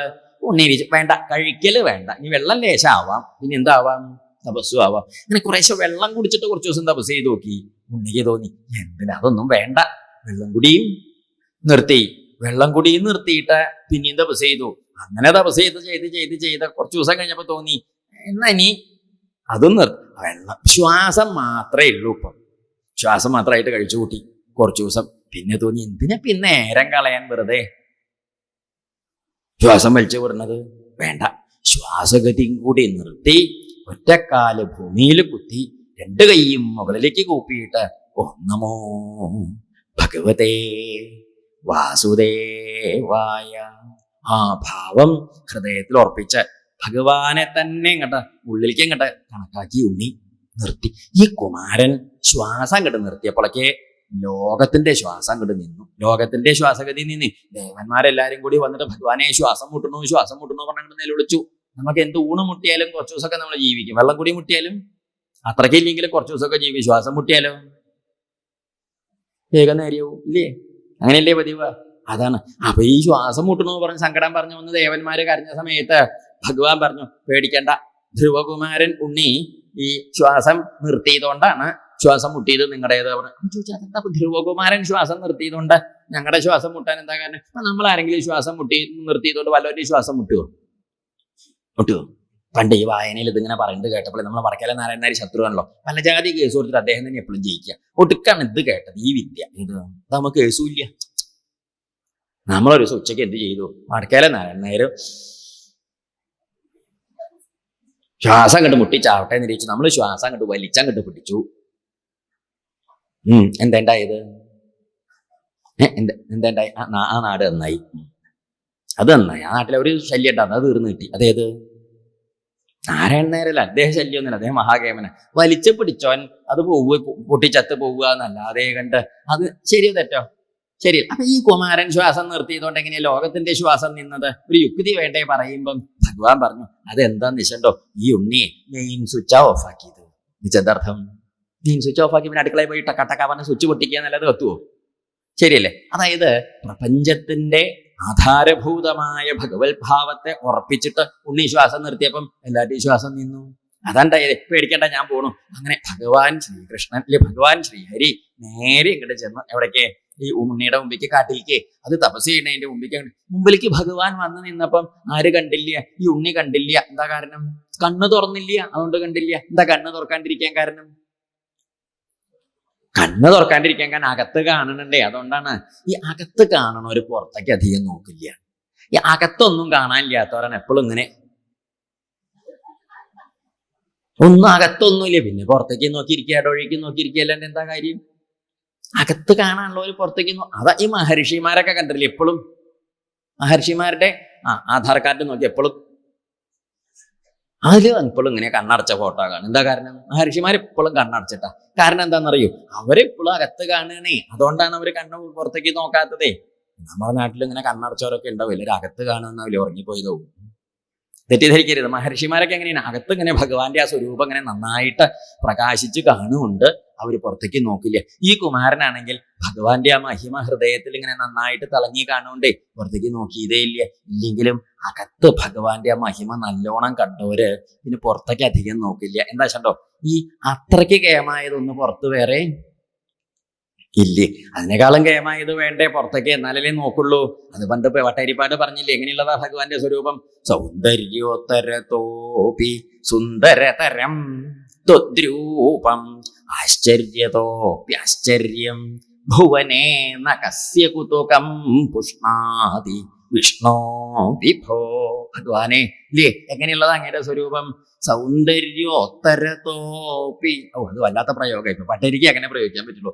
സൗന്ദര്യോത്തരതോപി സുന്ദരതരം ത്വദ്രൂപം. അങ്ങയുടെ രൂപം ഭൂമിയിൽ സൗന്ദര്യമുള്ളതിന്റെ ഏറ്റവും വലിയ സൗന്ദര്യത്തിന്റെ അപ്പുറത്തെ സൗന്ദര്യത്തിന്റെ അപ്പുറത്തേതാ അങ്ങയുടേത്. അതിനേക്കാൾ വലിയൊന്നില്ലേ. അതങ്ങടെ ത്വദ്രൂപം. ആശ്ചര്യതോപി ആശ്ചര്യം. അത്ഭുതാണ് അങ്ങയുടെ മഹിമ. അത്ഭുതയിലും വെച്ച് അത്ഭുതാണ്. കസ്യ കുതുകം ന പുഷ്ണാതി. ആർക്കാ അത് കണ്ട കൗതുകാവാണ്ടിരിക്കുക? എല്ലാവർക്കും കൗതുകവും. അതുകൊണ്ട് ആ കൗതുകമുള്ള സ്വരൂപം കണ്ടവര് പിന്നെ എന്തൊക്കെ നോക്കിയാലും ഒന്നും നോക്കിയാൽ നേരെയാവില്ല. എന്താ കാരണം? നമ്മൾ ഈ പഞ്ചസാര തിന്നിട്ടേ ഇങ്ങനെയുണ്ടല്ലോ, മധുരമുള്ളത് പിന്നെ കഴിച്ചാൽ ഉണ്ടാവില്ല. വേറെ നമ്മൾ നല്ലോണം മധുരം കഴിച്ചതിന്റെ ശേഷം വേറെ ഒരു അന്യമധുരം കഴിച്ചാൽ മധുരം തോന്നില്ല. ഭഗവാന്റെ മഹിമ ഇങ്ങോട്ട് നല്ലോണം അങ്ങോട്ട് പുറപ്പെട്ടാൽ പിന്നെ എന്ത് മഹിമ നോക്കിയാലും തോന്നില്ല. അങ്ങനെ ഉണ്ടായത്. ആ രൂപം ഭഗവാന് മനസ്സിലായി, ഇത് തന്നെ തുറക്കില്ല എന്ന് കണ്ടപ്പം ശ്രീഹരി ഭഗവാൻ എന്ത് ചെയ്തു? തന്റെ ആ ഉണ്ണിയുടെ ഉള്ളിലിരിക്കുന്ന സ്വരൂപല്ലേ, അത് മെല്ലെ അങ്ങോട്ട് മറച്ചു. ഉള്ളിലത്തെ രൂപം അങ്ങോട്ട് കാണണ്ടേ. ഇപ്പം ദാ ആ ഉണ്ണി കണ്ണങ്ങോട്ട് തുറന്നു. കണ്ണ് തുറന്ന് മുമ്പിൽ നോക്കിയപ്പോ എന്തേ കണ്ടത്? സവൈ. അതാ കണ്ടത്. സവൈധിയ യോഗ വിപാക തീവ്രയ ഹൃത്പത്മകോശേ സ്ഫുരിതം തടിൽ പ്രഭം തിരോഹിതം സഹസൈവോപലക്ഷ്യ ബഹിസ്ഥിതം തദവസ്ഥം ദദർശ. ഏതൊരു സ്വരൂപാണോ തന്റെ ഹൃദയത്തിൽ ഇത്രയും നേരം തെളിഞ്ഞു മിന്നി പ്രകാശിച്ച് നിന്നത്, അതേ സ്വരൂപം മുമ്പിൽ അതാ നിൽക്കണോ. ഹൗ ആ ഭഗവാന്റെ മഹിമ ഇങ്ങനെ കണ്ടപ്പോഴേ എന്താ വേണ്ടത്? നിശല്യാതൊരു അത്ഭുതം കണ്ട് വന്നപ്പോഴേ അത്യന്തം കണ്ട് കോരിത്തരിച്ച ആ ഒരു രോമാഞ്ചകഞ്ചുകനായിട്ട് ഇങ്ങനെ ഇരിക്കുന്ന ആ കുമാരൻ ഭഗവാൻ ഇങ്ങനെ നോക്കി ഒന്ന് സ്തുതിക്കുക വേണ്ടോ, നമസ്കരിക്കുക വേണ്ടോ, തൊഴണോ, ഒന്ന് തൊട്ട് നോക്കണോ എന്നൊക്കെ ആർക്ക് തോന്നി. എന്താ വേണ്ടത്? നിശല്യന്റെ ആവുക പറയില്ല, അന്താളിക്കുക എന്നാ പറയും. അന്താളിച്ച് ഇങ്ങനെ നിൽക്കണോ. ഭഗവാനാണെങ്കിൽ ചിരിച്ചും കൊണ്ട് ആ അന്താളിച്ച് നിൽക്കണ ഉണ്ണിയുടെ അടുത്തേക്ക് അങ്ങോട്ട് ചെന്നിട്ട് ആ കയ്യും കൂപ്പി തൊഴുത് നിൽക്കല്ലേ തന്റെ മുമ്പില്. ഭഗവാന്റെ കയ്യിലിരിക്കുന്ന ശംഖില്ലേ, ശംഖ് കൊണ്ടുപോയിട്ട് കൃതാഞ്ജലിം. എങ്ങനെ? കൃതാഞ്ജലിം ബ്രഹ്മമയേന കമ്പുന സ്പർശപാലം കൃപയാ കപോലേ. ആ ശംഖ കൊണ്ടുപോയിട്ട് ആ ഉണ്ണിയുടെ കവിളത്ത് കൊണ്ടുപോയിട്ട് പസ്പരിശ ഒന്ന് സ്പരിശിച്ചു. എങ്ങനെ? കൃതാഞ്ജലിം. കയ്യും കൂപ്പി തൊഴുത് നിൽക്കണം ഉണ്ണിയുടെ അടുത്ത്. നമ്മൾ കുട്ടികളെയൊക്കെ കണ്ടാൽ കൗതുകത്തിനൊന്ന് കവിളത്തൊന്ന്, ഏത് കുട്ടിയാലും നമ്മൾ എന്താ കുട്ടാ ഉണ്ണി എടുക്കാന്നൊക്കെ പറഞ്ഞിട്ട് ഒന്ന് ഇങ്ങനെ തട്ടില്ലേ കവിളത്ത്. ഒരു വാത്സല്യം. അങ്ങനെയല്ല ഭഗവാന്റെ വാത്സല്യം. ആ ശംഖുണ്ട്. എന്ത് ശംഖ്? ബ്രഹ്മമയേന കമ്പുന. ബ്രഹ്മാനന്ദ സ്വരൂപമായ ശംഖ. ആ ശംഖ കൊണ്ടുവന്നിട്ടാണ് ഭഗവാൻ കവിളത്തൊന്ന് തൊട്ടു. തൊട്ടപ്പോഴേക്ക് എന്തേണ്ടായത്? ഒന്നും പറയണ്ട. അതിനങ്ങോട്ട് തോന്നല്ലേ, അകത്തങ്ങോട്ട് ഇങ്ങോട്ട് പടർന്ന് പിടിച്ചില്ലേ വെളിച്ചം. ഭഗവാന്റെ ആ ജ്ഞാനത്തിന്റെ വെളിച്ചം ഇങ്ങോട്ട് പരന്നു സകല ദിക്കിലും. തോന്നേണ്ടതൊക്കെ ഇങ്ങോട്ട് തോന്നി. ഉണ്ണി ഇങ്ങനെ കണ്ണീരോടെ കൈ കൂപ്പി ഭഗവാന്റെ തൃപാദം തന്നെ ഹൃദയത്തിൽ ഉറപ്പിച്ചിട്ട് നല്ലോണം സ്തുതിച്ചിട്ട് പറഞ്ഞു, ഭഗവാനെ അങ്ങയുടെ മഹിമ യോന്ത പ്രവിശ്യ. അങ്ങനെയല്ലേ ഉണ്ടായത്? യോന്ത പ്രവിശ്യ മമ വാചമിമാം പ്രസുപ്താം സഞ്ജീവയത്യഖില ശക്തിധരസ്വധാംനാം അന്യാംശ്ച ഹസ്തചരണശ്രവണത്വഗതീൻ പ്രാണാൻ നമോ ഭഗവതേ പുരുഷായ തുഭ്യം. ഭഗവാനെ, ഏതൊരു ഭഗവാനാണോ എന്റെ ഹൃദയത്തിലേക്ക് പ്രവേശിച്ചിട്ട് എന്റെ വാക്ശക്തിയെ ഉണർത്തിയത് അല്ലേ, എന്റെ ക്രിയാശക്തിയെ ഉണർത്തിയത്, എന്റെ എല്ലാ ഇന്ദ്രിയങ്ങളെയും ഉണർത്തിയത്, എന്തിന്? കർമ്മേന്ദ്രിയങ്ങളെയും ജ്ഞാനേന്ദ്രിയങ്ങളെയും ഉണർത്തി പ്രകാശിപ്പിച്ചത്. എന്തിനു പറയണോ? പ്രാണങ്ങളെ, എന്റെ പ്രാണശക്തിയെ ഉണർത്തിയത്. പ്രാണാൻ നമോ ഭഗവതേ പുരുഷായ തുഭ്യം. ആ പരമപുരുഷനായ ഭഗവാനെ ഞാൻ ദാ നമസ്കരിക്കുന്നു. ഒന്നേ പറയാനുള്ളൂ. എന്ത്? അടിയൻ അത്രയേ വേണ്ടു. എങ്ങനെ? ഭക്തി മോഹോ. ഭക്തി ഉണ്ടാവണം. എത്രയാ വേണ്ടത് ഉണ്ണി? മോഹോ കുറേ വേണം. എത്രേ? മോഹോ പ്രവഹതാം. കണക്കില്ലാണ്ട് ഉണ്ടാവണം. ഇങ്ങനെ ഒഴുകി ഒഴുകി വരണം. എങ്ങനെ? ത്വയിമേ പ്രസംഗോ. ഭഗവാനോട് എന്നും എനിക്ക് സംസർഗം ഉണ്ടാവണം. പോരാ. എങ്ങനെ?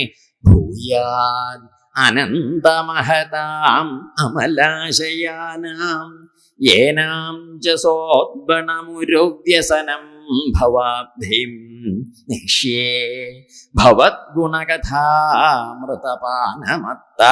ഭഗവാന്റെ കഥകള് പറഞ്ഞും കേട്ടും പാടിയും രസിച്ചും അതിലങ്ങനെ മുഴുകി ഭഗവത് ഭക്തന്മാരുടെ കൂടെ കൂടി തൃപാദം ഭജിച്ച് കഴിച്ച കൂട്ടി വൃത്തയുടെ തൃപാദം ചേരാനുള്ള ഭാഗ്യം അതേ വേണ്ടു. ആര് പറഞ്ഞു? കുമാരൻ നമസ്കരിച്ചു. ഭഗവാൻ ആ ഉണ്ണിയെ അടുത്തേക്ക് ഇങ്ങോട്ട് ചേർത്ത് പിടിച്ച പുറത്ത് തലോടിയിട്ട് താടി ഇങ്ങനെ പൊക്കി എന്റെ മുഖത്തേക്ക് ചേർത്തിട്ട് ചോദിച്ചു, ഉണ്ണി ഇപ്പൊ എന്തിനാ ഇപ്പൊ പുറപ്പെട്ടത്? അച്ഛന്റെ മടിയിൽ കയറിയിരിക്കണം എന്ന് മോഹിച്ചിട്ടല്ലേ ഉണ്ണി ഇപ്പൊ അങ്ങനെ കലശല് കൂട്ടി പുറപ്പെട്ടത്? അച്ഛന്റെ മടിക്ക് ഇപ്പൊ കൂടിയ എത്ര ഉയരം ഉണ്ടാവും? 1 മീറ്റർ തകിയോ? ഉണ്ടാവില്ല. എന്നാലേ ഭഗവാൻ ഇനിയിപ്പോ ഉണ്ണി ഇരുത്താൻ പോണത് അത്രയൊന്നും ഉയരത്തിലല്ല, ഇനി ഇതിന്റെ മുകളിൽ ഒരാൾ ഇരിക്കില്ല, അത്രയ്ക്ക് ഉയരത്തിലായിരുത്തണത് എന്ന് പറഞ്ഞൊരു പദവി കൊടുത്തു. അതിന്റെ പേരാണ് ധ്രുവ പദവി. എന്താ പേര്?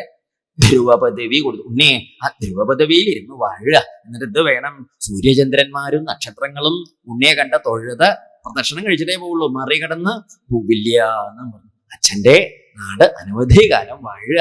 എന്നിട്ട് വൈകുണ്ഠത്തേക്ക് ഇങ്ങടെ പോരുക. ആരെ അനുഗ്രഹിച്ചു? കുമാരനെ അനുഗ്രഹിച്ചു. ഭഗവാൻ പോയി. ഭഗവാൻ പോയപ്പോഴാണ് ഉണ്ണിക്ക് തോന്നി, അബദ്ധയിന്ന്. എന്താ വേണ്ടത് ചോദിച്ചില്ലേ, ഇപ്പൊ എന്താ വാങ്ങിയത്? ധ്രുവ പദവി. ശിവശിവ, എന്ത് പദവി ഉണ്ടായിട്ട് എന്താ കാര്യം? എന്ത് പദവി ഉണ്ടായിട്ട് എന്താ കാര്യം? എല്ലാ പദവിക്കും ഇല്ലേ ഒരു 56? അർത്ഥം പറഞ്ഞ് മനസ്സിലാവണില്ലേ?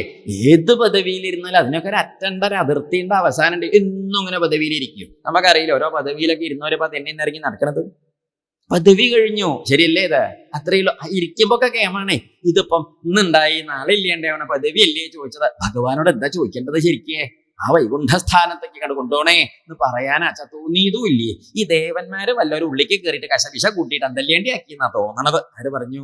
കുമാരൻ. ഉള്ളിലൊരു വ്യസനൊക്കെ തോന്നി. അപ്പോഴേക്ക് മഹാരാജാവ് വർത്തമാനം അറിഞ്ഞു. ഉത്താനപാദ മഹാരാജാവ് എന്ത് ചെയ്തു? ഉത്താനപാദ മഹാരാജാവ് ശ്രദ്ധിക്കണം, ഈ കുമാരനെ തപസ്സിന് പറഞ്ഞയച്ചതിന്റെ ശേഷം നാരദമുനി പറഞ്ഞയച്ചില്ലേ. എന്നിട്ട് നാരദമുനി എവിടേക്കാ പോയതെന്ന് അറിയും? ഉത്താനപാദ മഹാരാജാവിന്റെ അടുത്തേക്കാ പോയത്. മഹാരാജാവ് ആണെങ്കിൽ ഇങ്ങനെ താടിക്ക് കയ്യും കൊടുത്ത് നമ്മുടെ അമ്മമാരൊക്കെ വൈകുന്നേരം സീരിയലും കണ്ടു മരിച്ച വീട്ടിലൊക്കെ ഇരിക്കണ മാതിരി ഇരിക്കണണ്ടല്ലേ. എന്താ മുട്ടിയമ്മേ? ഒരു മൂളലേ ഉണ്ടാവുള്ളൂ. ചത്തോ ചോദിച്ചാൽ ഇല്ല, ജീവനുണ്ടോ ചോദിച്ചാൽ അതും ഇല്ല. എന്തല്ലേ അജാതി അന്തല്യായിട്ട് ഇരിക്കുകയാണ്. ആര്? ഈ ഉത്താനപാദ എന്താ രാജാവേര് അന്തല്യായ ചോദിച്ചു. അപ്പൊ പറഞ്ഞു, ഒന്നുമില്ല, എന്റെ ഉണ്ണി കാട്ടിക്ക് പോയി അതിനെ സിംഹം പിടിച്ചു വശല്ല, കടുവ പിടിച്ചു വശല്ല, പുലി പിടിച്ചു വശല്ല. രാജാവ് ഇങ്ങനെ നിലവിളിക്കണേ. അപ്പൊ മഹർഷി പറഞ്ഞു, അങ്ങയുടെ ഉണ്ണി അങ്ങനെ കടുവയും പുലിയൊന്നും പിടിക്കില്ല, അതിനേക്കാളും വലിയ പുലി അത്. നമ്മുടെ നാട്ടിൽ അങ്ങനെ പറയില്ലേ, മഹാകേമനെ ആള് പുലിയെ എന്താർത്ഥം കടിച്ചു കീറുന്ന മഹാകേമനാണ്, അങ്ങനെയൊക്കെ പറയില്ലേ. അതാണ് പുതിയ ഭാഷ. അർത്ഥം മഹാകേമനാണേ. രാജാവ് ഇപ്പൊ നിലവിളിക്കുമ്പോൾ ചെറിയൊരു സംഗതി മനസ്സിലാക്കണം. ഈ ഉണ്ണി അന്ന് അച്ഛന്റെ മടിയിലേക്ക് കയറിയിരിക്കുകയാണെന്ന് മോഹാന്നും പറഞ്ഞു വന്നപ്പം രാജാവ് എന്താ ചെയ്തത്? പറഞ്ഞോളൂ, കഥ കേട്ടാലല്ലേ നമ്മള്. രാജാവ് എന്താ ചെയ്തത്? രാജാവ് ചെയ്തില്ല. ആരാ ചെയ്തത്? ഈ സുരുചിയാണ് പറഞ്ഞത് അങ്ങോട്ട് പോകാൻ പറ്റില്ല എന്നാ. ഈ രാജാവിന്റെ മുമ്പിൽ നിന്നത് പറഞ്ഞിട്ട് ഇദ്ദേഹത്തിന് 2 പ്രശ വലിപ്പുള്ള ചെകിട്ടും അതിന് പ്രശ വലിപ്പുള്ള ഓട്ടയുണ്ട്. രാജാവ് കേട്ടിട്ടുമുണ്ട്. എന്നാ രാജാവിന് പറയരുതേ എന്ന് നാവൊന്ന് നിവർത്തി, സുരുചി ആ കുട്ടിയും പെടുത്തിയാണ്, ദേശം നേരം ഇവിടെ ഇരുന്നോട്ടെ, കഥ കുറച്ച് സാവധാനത്തിൽ മതി, ഒരു കഥ കടന്ന കഥയൊന്നും ഇവിടെ വേണ്ട എന്ന് പറഞ്ഞു വെച്ചാൽ നാളെ വളരെ അടക്കത്തിൽ നിൽക്കില്ലേ അവിടെ? ശരിയോ തെറ്റോ? ശരിയല്ലേ? അത് രാജാവ് ചെയ്തുവോ? ചെയ്തില്ല. അതൊന്നിപ്പോ എന്തായി? തലയിലേക്ക് കയറാൻ തുടങ്ങി. പറഞ്ഞതിന്റെ അർത്ഥം എന്താണെന്നറിയോ? ഇതിനെ പറയുന്ന പേരാണ് നമ്മള് ചില ദൗർബല്യങ്ങളാണ്. നമ്മള് ഇപ്പോ ദശരഥൻ നമ്മുടെ യോഗ്യനെ കേട്ടിട്ടില്ലേ? ദശരഥൻ കേട്ടിട്ടില്ലേ? അവനെ വായന നടത്തുക നല്ലത്. ദശരഥനെ കേട്ടിട്ടില്ലേ? ഔവേ കേൾക്കാണ്ടിരിക്കില്ല. ദശരഥനൊക്കെ നമ്മുടെ സ്വന്തം അല്ലേ ആള്. ദശരഥ മഹാരാജാവിനെ പോലെ ഒരു മഹിമയുള്ള ഒരാള് വാൽമീകി രാമായണം വായിച്ചാൽ പിടുത്തം കിട്ടില്ല. വാൽമീകി രാമായണത്തിൽ അദ്ദേഹത്തെ കുറിച്ച് രാജഋഷി, മഹായോഗ്യൻ, എന്തൊക്കെ മഹിമ അദ്ദേഹത്തെ കുറിച്ച് പറയുന്നത്. ദശരഥനെ കുറിച്ചിട്ട് ആദ്യത്തെ ആ ബാലകാണ്ഡത്തിലെ വർണ്ണിക്കുമ്പോ പറയേ, പക്ഷെ പറഞ്ഞിട്ട് കാര്യമില്ല. ആ പെണ്ണ് കേസ് പെട്ടതിന്റെ ശേഷം, പെണ്ണ് കേസോ? അത് കൈകൈയുടെ കേസില്ലേ? പെണ്ണ് കേസ് എന്നൊക്കെ പറഞ്ഞ അശ്ലീലല്ലേ? അങ്ങനെയല്ല പറഞ്ഞത്. കൈകൈയുടെ കേസ് മനസ്സിലായില്ലേ? കൈകൈ അന്ന് രാജാവിനെ വട്ടത്തിലാക്കിയില്ലേ? അതിന്റെ ശേഷം രാജാവിനെ ഇപ്പൊ നമ്മൾ പറയുമ്പോ ശരിയല്ലേ? ഇത് അദ്ദേഹം തന്നെ പറയും ചെയ്തു. ഇവളെ എന്നെ ഇങ്ങനെ ശരി തന്നെയാണ്. രാജാവിന് ഭാര്യമാര് വേറെ 2 പേരുണ്ടായിരുന്നു. കൗസല്യ ഉണ്ട്, സുമിത്രയുണ്ട്. കൗസല്യയുടെ അടുത്തേക്ക് ഓണത്തിനൊരു ഡബിൾ മുണ്ടായിട്ട് പോവുകയുള്ളൂ. കൗസല്യ ഓണല്ലേ? സുമിത്രയ്ക്ക് എന്തോ ഒരു തോർത്തുമുണ്ട് അങ്ങനെ കൊടുത്തയക്കാം പണിക്കാരത്തിയുടെ കയ്യിൽ. കാണാനില്ല. പക്ഷേ പട്ടുസാരി, പച്ചക്കരയുള്ള പട്ടുസാരി ആർക്കാ കൊണ്ടുപോയി കൊടുക്കുക? സ്വർണം പതിച്ചത് കൈകൈക്ക്. ഓട്ടോറിക്ഷ കാറിൽ കയറിയിട്ട് പാർക്ക ബീച്ചിക്കൊക്കെ മാളിലേക്കൊക്കെ പോകുക ആരാണ്? കൈകൈ. പറഞ്ഞതിന്റെ അർത്ഥം മനസ്സിലാവുണ്ടോ? അങ്ങ് കൈകൈ ഇത്തിരി സുന്ദരിയാണ്. കൈകൈ അത് മനസ്സിലാക്കി രാജാവിനെ വളച്ചു പിടിച്ചു. എന്തുണ്ടായി ഒടുക്കം? രാജാവ് തന്നെ പറയുന്നത്, നമ്മൾ അശ്ലീലം പറയുന്നൊന്നുമല്ല കേട്ടോ. വാൽമീകി രാമായണം വായിച്ചു നോക്കും. അപ്പൊ പിന്നെ നമ്മൾ പറഞ്ഞത് കുറച്ചേ ഉള്ളൂ എന്ന് വരും. നമ്മളതിൽ ഇത്തിരിയൊക്കെ മര്യാദ ഉള്ളത് മാത്രമേ പറഞ്ഞിട്ടുള്ളൂ. അങ്ങനെ രാജാവിനെ വട്ടം പിടിച്ച് കൊണ്ടു നടന്നു. കാളക്കൂറ്റിന്റെ മൂക്ക് കയറും പിടിച്ച് നടക്കണ എത്ര പോന്ന ചെക്കന്റെ മാതിരിയാണ് ഇപ്പൊ ആര് കൊണ്ടു നടക്കുന്നത്? ഒരു വലിയ മഹാരാജ്യത്തിന്റെ രാജാവിനെയാണ് കൈകൈ ഇവിടേക്ക് അവിടേക്ക് ഇവിടേക്ക് അവിടേക്ക് രാജാവ് ഇങ്ങനെ നടക്കുകയായിരുന്നു. ഓർമ്മയില്ലതൊക്കെ എന്തേ കാരണം? ഇതിന്റെ പേരാണ് സ്ത്രീജിതത്വം. എന്താ പറയുക? സ്ത്രീജിതത്വം. ഇത് സ്ത്രീജിതത്വം പറഞ്ഞാൽ രാജാവ് ആ സ്ത്രീ വിഷയത്തിൽ അങ്ങോട്ട് വിട്ടുപോയി. ഇവിടെയാണെങ്കിൽ ഉത്താനപാതിന് ഏത് പെട്ടത് സ്ത്രീജിതത്വം തന്നെയല്ലേ ഇവിടെ ഉണ്ടായത്. ഇതൊക്കെ സമാനമായിട്ട് നമ്മൾ ചേർത്ത് കണ്ടുപിടിച്ച് മനസ്സിലാക്കണേ. ഇദ്ദേഹം അതിലാ പെട്ടത്. പറഞ്ഞതിന്റെ അർത്ഥം എന്താണെന്നറിയൂ? എല്ലാം ആവാം, ഒന്നിലും പെടരുത്. മനസ്സിലായില്ല? എല്ലാം ആവാം കുറേശ്ശൊക്കെ, ഒന്നിലും പെടരുതേ. നമ്മൾ ജീവിക്കണത് വെള്ളം കുടിച്ചിട്ടാണ്. വെള്ളം കുടിച്ചില്ലേ മരിച്ചോ ഇല്ലേ? മരിക്കാത്തവരുണ്ടോ?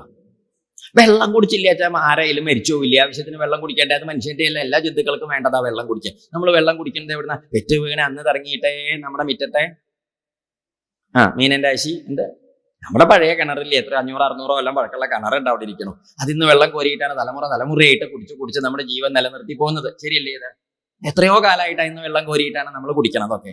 ഒരു ദിവസം വെള്ളം കോരിയിറന്ന് നമ്മളെ വഴുക്കിയിട്ട് കണ്ടിക്ക് അങ്ങോട്ട് പോയേ. അപ്പൊ വടക്കേലെ നാരായണ നേരെ അപ്പുറത്തെ പറമ്പെന്നത് കാണുന്നുണ്ട്. നമ്മൾ കണ്ടിക്ക് പോണ്ടേ. അദ്ദേഹം പറഞ്ഞു, ആരല്ല കുടിക്കണ വെള്ളമല്ല, വിഷമൊന്നും അല്ലല്ലോ എന്നും പറഞ്ഞു. എന്തായി എന്നിട്ട്? ശരി തന്നെയാണ്, കുടിക്കണ വെള്ളമാണ്, വിഷമൊന്നും അല്ല. പിറ്റേന്ന് എങ്ങനെയാ വന്നത്? നമ്മൾ വെളുത്ത് ധരിച്ച് സുന്ദരനായി ഇങ്ങനെ തെക്കോട്ട് നോക്കി. ശരിയല്ലേ ഇത്? അപ്പൊ കുടിക്കണ വെള്ളം, ഈ വെള്ളം കുടിച്ചിട്ടാണ് ഇത്രയും കാലം നമ്മൾ ഈ ജീവൻ നിലനിർത്തി പോകുന്നത്. ഇപ്പം ഇതിൽ തലകുത്തന വീണിട്ടാണ് ആ ജീവൻ തെക്കോട്ട് പോയത്. പറഞ്ഞ മനസ്സിലായില്ല അല്ലേ? മനസ്സിലായില്ല. ആവാം കുറേശ്ശൊക്കെ ഗ്ലാസ്സിൽ ഒഴിച്ച് വായിക്ക് ഒഴിക്കണേനൊക്കെ നന്ന്. പക്ഷെ തലകുത്തിന് അതിലേക്കായല്ലോ. മനസ്സിലായില്ലേ? ഓരോന്ന് അതാതിന്റെ സ്ഥാനത്താവാം. നിർത്തേണ്ടതിനെയൊക്കെ നിർത്തേണ്ട ദിക്കിൽ നിർത്തണം. ഇല്ലെങ്കിൽ അത് നമ്മൾ നിർത്തും. എന്റെ പറഞ്ഞില്ലേ, ആരോ പറഞ്ഞു ആഫീസിൽ വന്നപ്പോൾ പറഞ്ഞതാ, ഞാൻ എൻ്റെ ഭാര്യയെ വരച്ച വരയിൽ നിർത്തുന്നു. വര ഭാര്യയാണ് വരയ്ക്കുകയെന്ന് പറഞ്ഞു. ചെറിയൊരു വ്യത്യാസം ഉണ്ടെന്ന്. അപ്പോഴാണ് നമുക്ക് മനസ്സിലായത്. നന്നായി പേടിയായിരുന്നു ആദ്യകാലം കാണുമ്പോൾ. ഇപ്പൊ പോയി. അങ്ങനെയൊക്കെ പറയില്ലേ? അപ്പൊ നമ്മള് അങ്ങനെ ഭാര്യ ഭർത്താവ് എന്നല്ല പറയാം. എന്തിനേയും നിർത്തേണ്ടതിനെ നിർത്തേണ്ട ദിക്കിൽ നിർത്തണം. എന്ന് വെച്ചാൽ വലിയ കഷ്ടാണേ. ഒരു കഥയും പണ്ടൊരു സ്വാമിയാരെ ഉണ്ടായിരുന്നു.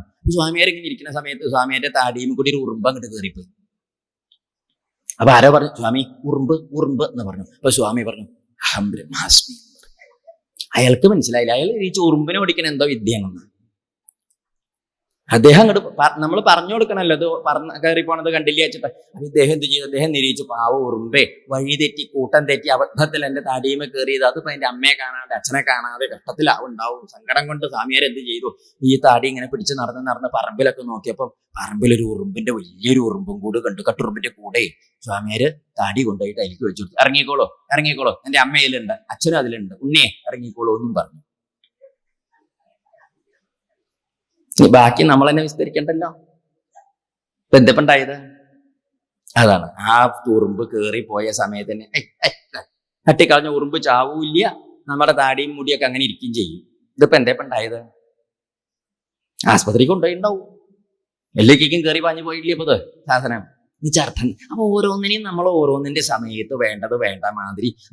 രാജാവ് ഈ സുരുചിക്ക് കുറച്ച് അധികം അങ്ങോട്ട് കൊടുത്തത് കാരണം എന്തായി? സുരുചി എന്നിട്ട് ഇപ്പൊ കരയണേ. അത് അങ്ങനെയാണ്. ഇത്തരത്തിൽ നമ്മൾ എത്ര വലിയ മഹിമകൾ ഉണ്ടെങ്കിലും ചില ദൗർബല്യങ്ങൾ ഉണ്ടെങ്കിൽ മഹിമ ശോഭിക്കില്ല. ഒന്നും കൂടി പറയാട്ടോ പറഞ്ഞത്. കഥ കേട്ട് പോയിട്ട് ഒരു കാര്യമില്ലേ. എന്താ നമ്മൾ എത്ര യോഗ്യനായിക്കോട്ടെ, വലിയ യോഗ്യതയ്ക്കുള്ള ആളാണ്, നന്ന പക്ഷേ അതിനെയൊക്കെ ഇല്ലേണ്ടേക്കാൻ ചെറിയ ചില ദൗർബല്യങ്ങള്, അങ്ങനെ പറഞ്ഞാൽ മനസ്സിലാവില്ല, വീക്ക്നെസ്.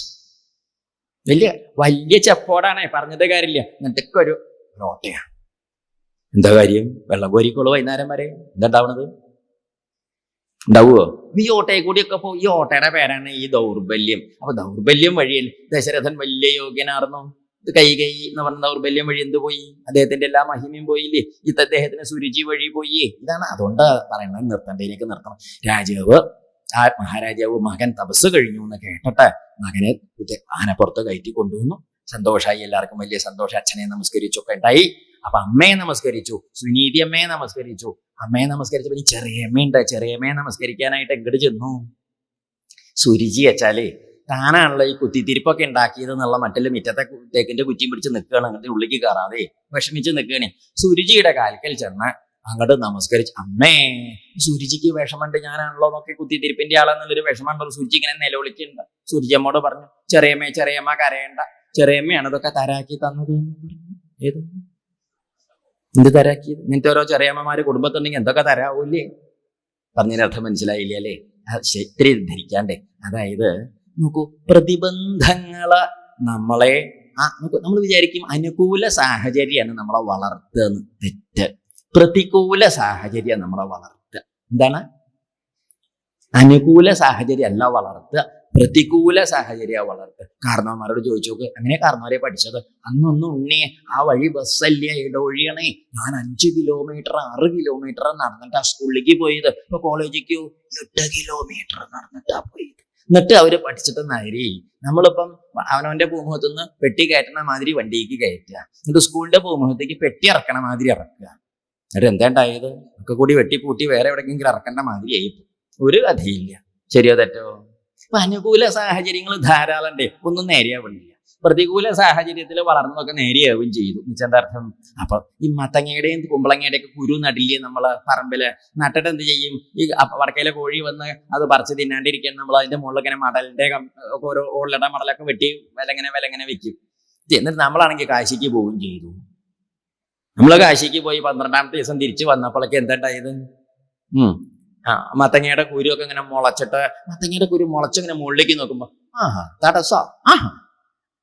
ആ മത്തങ്ങ തൈക്ക് ഇഷ്ടായില്ല. അത് ആ ഓലയുടെ മടലിന്റെ പഴുതി കൂടി ഇങ്ങനെ പുറത്തേക്ക് അങ്ങോട്ട് കടന്നിട്ട് അങ്ങോട്ട് നീണ്ടിട്ട്, അപ്പോഴാണ് വടക്കേല മുട്ടിയമ്മ വന്ന് ഓലയുടെ മടലൊക്കെ എടുത്ത് നോക്കിയപ്പോൾ ഈ തടത്തിൽ നട്ട മത്തങ്ങയൊക്കെ ഇങ്ങനെ ഇലക്ട്രിസിറ്റിയുടെ പോസ്റ്റ് നട്ടിയ മാതിരി ഇത്ര നീളം. അപ്പുറത്ത് ഈ മറവ് വെക്കാത്തതാണെങ്കിലോ തിരികെ ഉള്ളൂ. അപ്പോഴാണ് മുട്ടമ്മയ്ക്ക് മനസ്സിലായത്, തടസ്സപ്പെടുത്തിയാൽ അത് കൂടുതൽ വളരുന്നു. എന്താണ്? തടസ്സപ്പെടുത്തിയാൽ കൂടുതൽ വളരും. തടസ്സപ്പെടുത്തുമ്പോഴാ കൂടുതൽ വളരുക. അല്ലെങ്കിൽ ചിലപ്പോ നമ്മളെങ്കിൽ അങ്ങനെ പറയാറുണ്ട്, താനൊന്നും പഠിച്ചാൽ നേരെയാവില്ലടോ എന്ന് പറഞ്ഞു. അവനാണ് പഠിച്ച് കളക്ടറായി. കൊഞ്ചിച്ച് കൊണ്ടിരുന്നതോ അപ്പോഴുണ്ട് വിച്ചിൻ തട്ടി നടക്കണോ? ചില തടസ്സങ്ങൾ വളർത്തും. അതുകൊണ്ട് തടസ്സങ്ങൾ ഉണ്ടാവുകൊണ്ടാണ് ഞാൻ വളരാണ്ട പോയത് എന്ന് ആരെങ്കിലും പറഞ്ഞാൽ അങ്ങനെ കണക്കാക്കണ്ട. എന്താ കാരണം? തടസ്സങ്ങള് വളരാൻ ഉപയോഗിക്കണം. എന്താണ്? തടസ്സങ്ങളെ വളരാൻ ഉപയോഗിക്കണം, തളരാൻ ഉപയോഗിക്കരുത്. ഇതാണ് ഇതിന്റെ പാഠേ. അങ്ങനെ ഉത്താനപാദ മഹാരാജാവിന്റെ പുത്രൻ അയോഗ്യനായ ധ്രുവകുമാരന്റെ ചരിത്രത്തില് ഒരു ഘട്ടം കഴിഞ്ഞു.